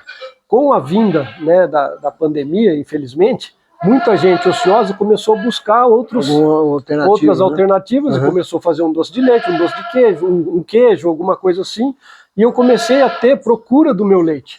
E foi justamente onde eu estava entrando na produção. E você já começou a virar a chave aí da genética para a produção de leite. Agora vai ter.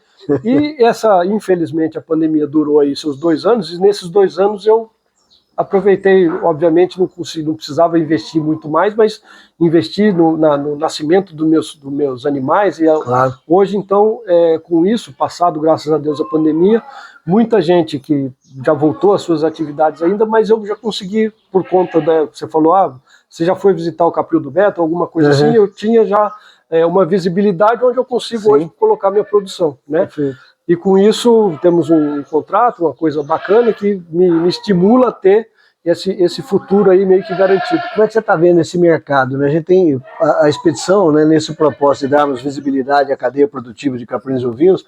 A gente pode perceber nos estados onde já passamos, né, Minas, Espírito Santo, Rio de Janeiro, agora São Paulo, que o consumo de derivados, né, do leite de cabra, os queijos finos, né, de excepcional qualidade, diga-se de passagem, né, o próprio leite, né, tem tido cada vez mais uma crescente, né? Como é que você está vendo esse mercado? É um mercado que está aumentando? Você percebe que tem mais pessoas buscando os derivados do leite de cabra? Eu acredito que sim. Eu acho que hoje, por exemplo, antes eu não via o produto, né? Não do produto, mas eu não via produto de leite de cabra nas prateleiras de supermercado. Hoje você já encontra. É verdade. Obviamente, na minha cidade aqui, Pindamonhangaba, é uma cidade pequena, de 180 mil habitantes, mas São José dos Campos, que é próximo aqui, você vai na infinidade de mercados, de supermercados, você já encontra. Já está o produto lá. tanto leite quanto derivados do leite mesmo, queijo, né? Então, isso realmente está em franca ascensão, eu acho, né? Que está incentivando e tal. Agora, eu imagino assim também, o mercado paulista, não sei dos outros estados, eu sinto isso, o mercado paulista é muito exigente. Fato. Né? Aliás, nós somos no maior mercado consumidor do país, exatamente, né? Aqui em São Paulo, né? Então, todo mundo quer vender em São Paulo, né? Eu imagino, então, a concorrência é grande, né?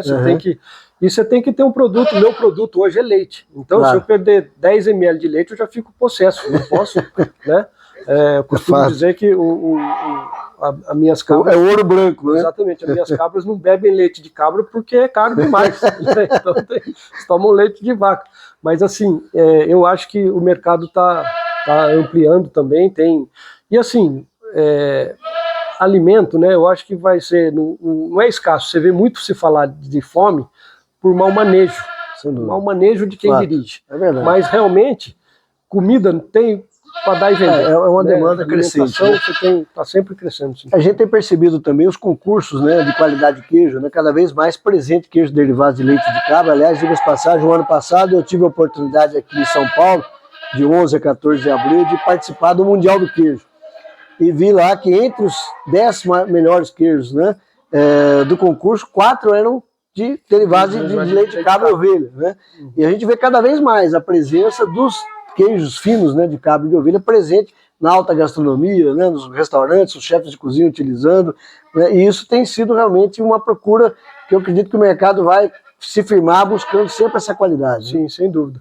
E a gente tem que, essa qualidade para esses queijos terem esses prêmios e ter essa visibilidade toda, tem que estar no capril onde começa aqui, né? Exatamente. Você tem que prezar por isso, né, por essa eficiência, porque...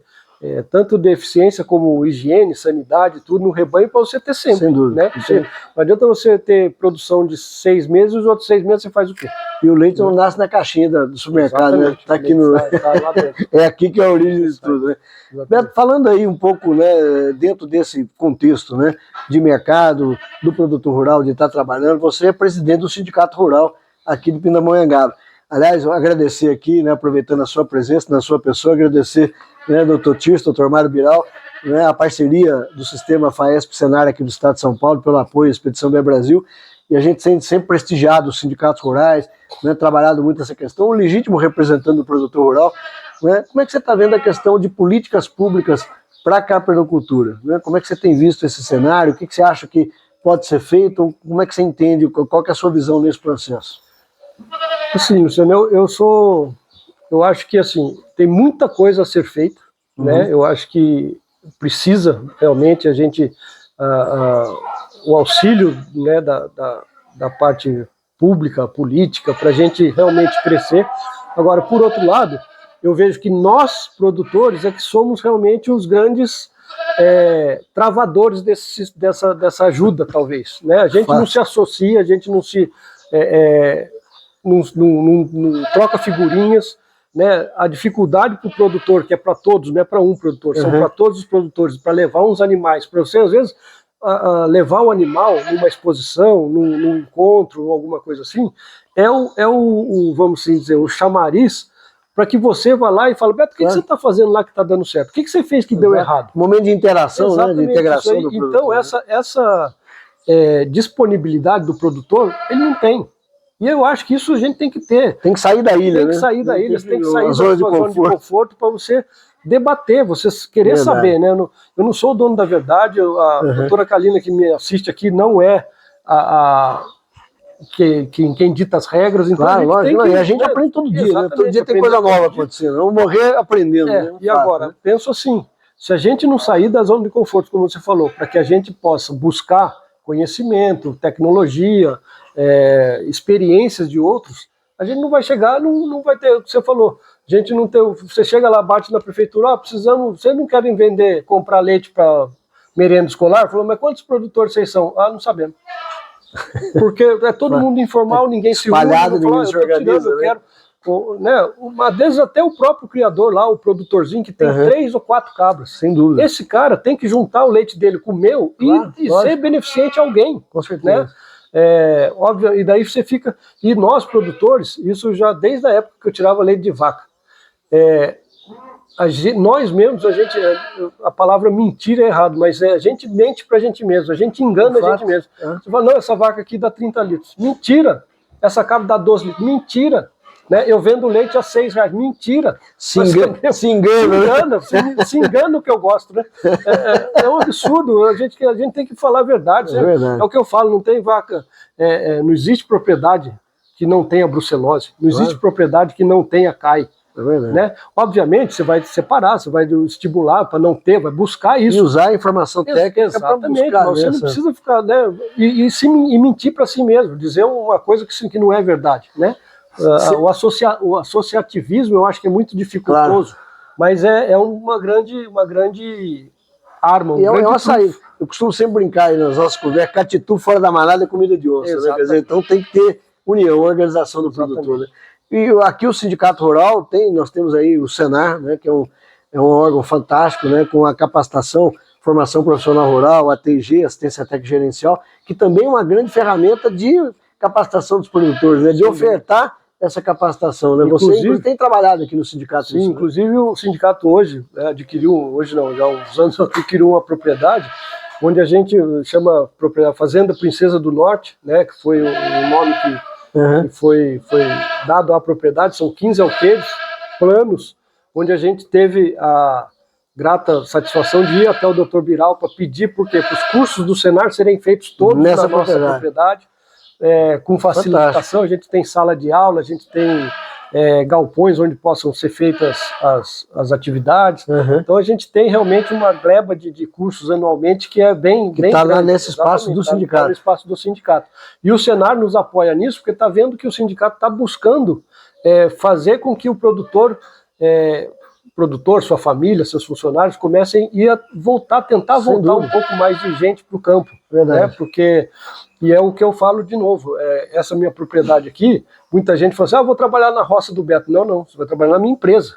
Isso aqui é minha empresa, eu tenho que, né? Entender o negócio como empresa, independente do tamanho, né? Não, eu trabalho na roça, porque se você trabalha na roça, eu não preciso desse terceiro, não, você vai ganhar tudo, você vai receber tudo direitinho. Porque senão, os caras começarem a continuar tratando a roça, né, a propriedade rural, né, como roça de antigamente, hoje em dia a gente não pode ter. Não tem espaço para isso mais. Não tem espaço mais, exatamente. Não sei se aí a gente pode falar, né? Eu vou pegar ele de calça curta aqui, porque ele me confidenciava nos bastidores que tem novidade nesse espaço do sindicato focado aí na agroindústria. Como é que é essa ideia? O que você está pensando nesse projeto? Podemos já falar aqui? Então, isso já é um projeto que já tá até aprovado, o projeto já está aprovado, a construção, né? O sindicato vai construir, como tem lá, a fazenda, chama Fazenda Princesa do Norte, onde funciona o Centro de Formação Profissional do Sistema FAESP-Senar. Perfeito. Então o sindicato dá todos os cursos lá e a gente tem um projeto de ter uma queijaria que vai ser uma incubadora, né? Por exemplo, o criador tem lá seu leite e tal, ele vai poder produzir esse seu leite, esse seu queijo dentro da nossa queijaria, onde vai sair lá com o CISP direitinho, com a marca dele. E ele vai uma unidade coletiva de processamento ali? Na realidade, no início, a ideia não é ser coletiva, mas é ser assim, eu tenho a minha propriedade, eu vou lá, fabrico meus queijos durante 2 dias, desculpa, com a marca própria. Sai de lá com a minha marca e eu vendo. Até eu conseguir andar sozinho, porque hoje você sabe que é a grande dificuldade do produtor e tudo, e para angariar agregar valor no produto leite, que é o meu caso, é você colocar o seu produto queijo, vamos assim dizer. Tentar verticalizar a produção. Verticalizar a produção, você acaba não conseguindo, e muito produtor, às vezes até de posses, que tem as condições, por conta da burocracia toda, acaba desistindo e não toca para frente o projeto. Então a ideia do sindicato é essa. Você acredita que com essa unidade nós podemos ter um segundo momento que é explorar os famosos mercados institucional, nossa merenda escolar, o PNAE, o PAA, etc., e começar a trabalhar isso? Como é que você vê esse mercado? Exatamente, eu acho que isso daí, aí sim a gente começa a saber quem realmente está querendo produzir e abrir esse mercado para as pessoas que não acreditam, né? Pô, mas eu não sei, é que nem investir em bolsa, né? Você vai investir, você põe só 2, não deu, agora eu ponho 10. Né? Então, a gente tem que ter esses pilotos para a gente poder fazer. Agora, realmente isso, principalmente no leite de cabra, que ainda tem uma produção grande já, mas espalhada, né?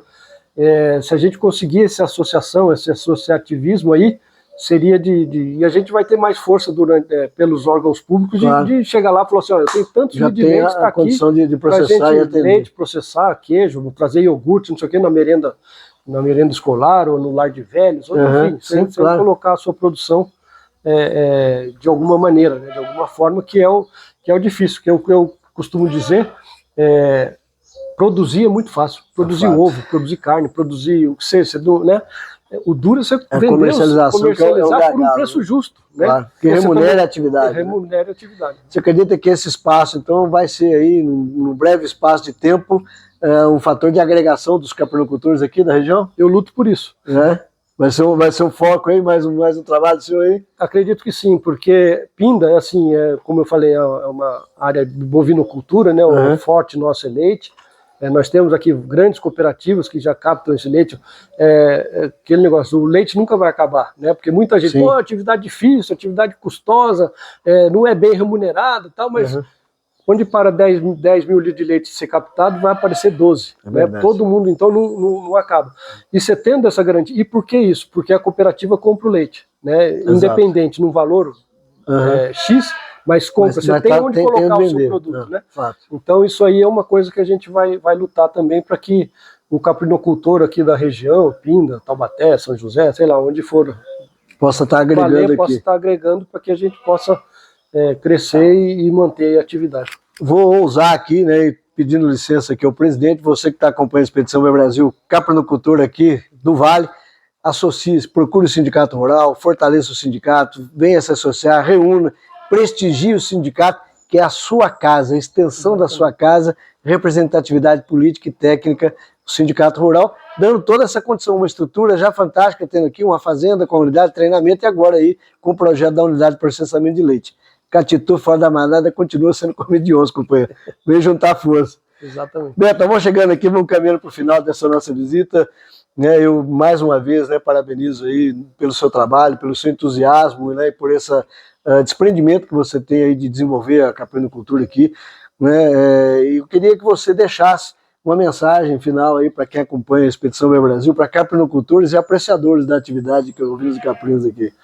Então, eu não sou muito bom em palavras não, mas assim, escutei uma coisa do Luciano que ficou realmente bem marcada. Se você vai começar uma atividade que seja na bovinocultura, na caprinocultura, na equidocultura, na criação de coelho, que eu não sei qual é a cultura. A curicultura. Você pense no que fazer, se você quer ter, se você quer criar, ou se você quer produzir. Fácil. Eu acho que produzir é onde vai ler mais a pena. Sem Porque dúvida. todo mundo quer ser um empresário.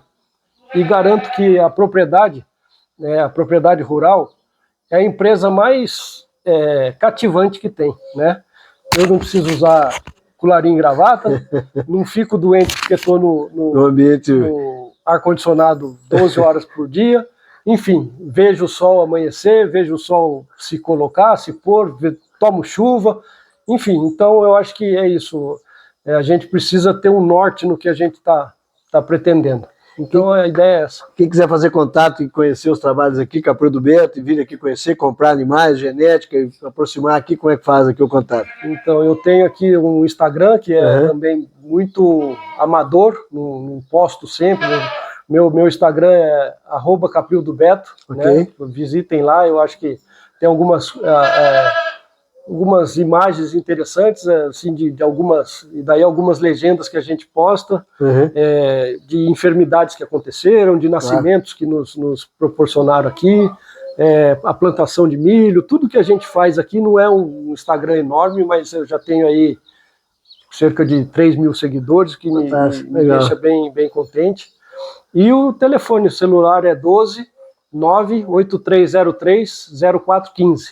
É o WhatsApp. Infelizmente o meu telefone, por andar na roça, ele bate em cerca, bate em morão, então ele não toca. Então, mas eu escuto e vejo as mensagens. Tá sempre ali. Estou sempre ligado. Você que está acompanhando, segue o link aqui, então, do Instagram aqui, Caprio do Beto, também o telefone de contato, para que você possa conhecer, vir aqui, conhecer detalhes, adquirir animais genéticos e conversar com essa pessoa simpaticíssima, né, que eu tenho certeza que vai ser bem acolhido na visita. Beto, obrigado aí pela oportunidade. Eu que agradeço. Parabéns, Parabéns sucesso, você. né, obrigado por tudo. Você que acompanha a Expedição Bem Brasil, quiser conhecer detalhes das nossas visitas, nos siga no dia a dia no Instagram e no Facebook e o vídeo completo no canal do YouTube toda segunda, quarta e sexta-feira. Se inscreva, deixe o seu like, ative o sininho e deixe o seu comentário para que a gente possa estar levando o que há de melhor na ovinocultura e na caprinocultura brasileira. Forte abraço, até a próxima.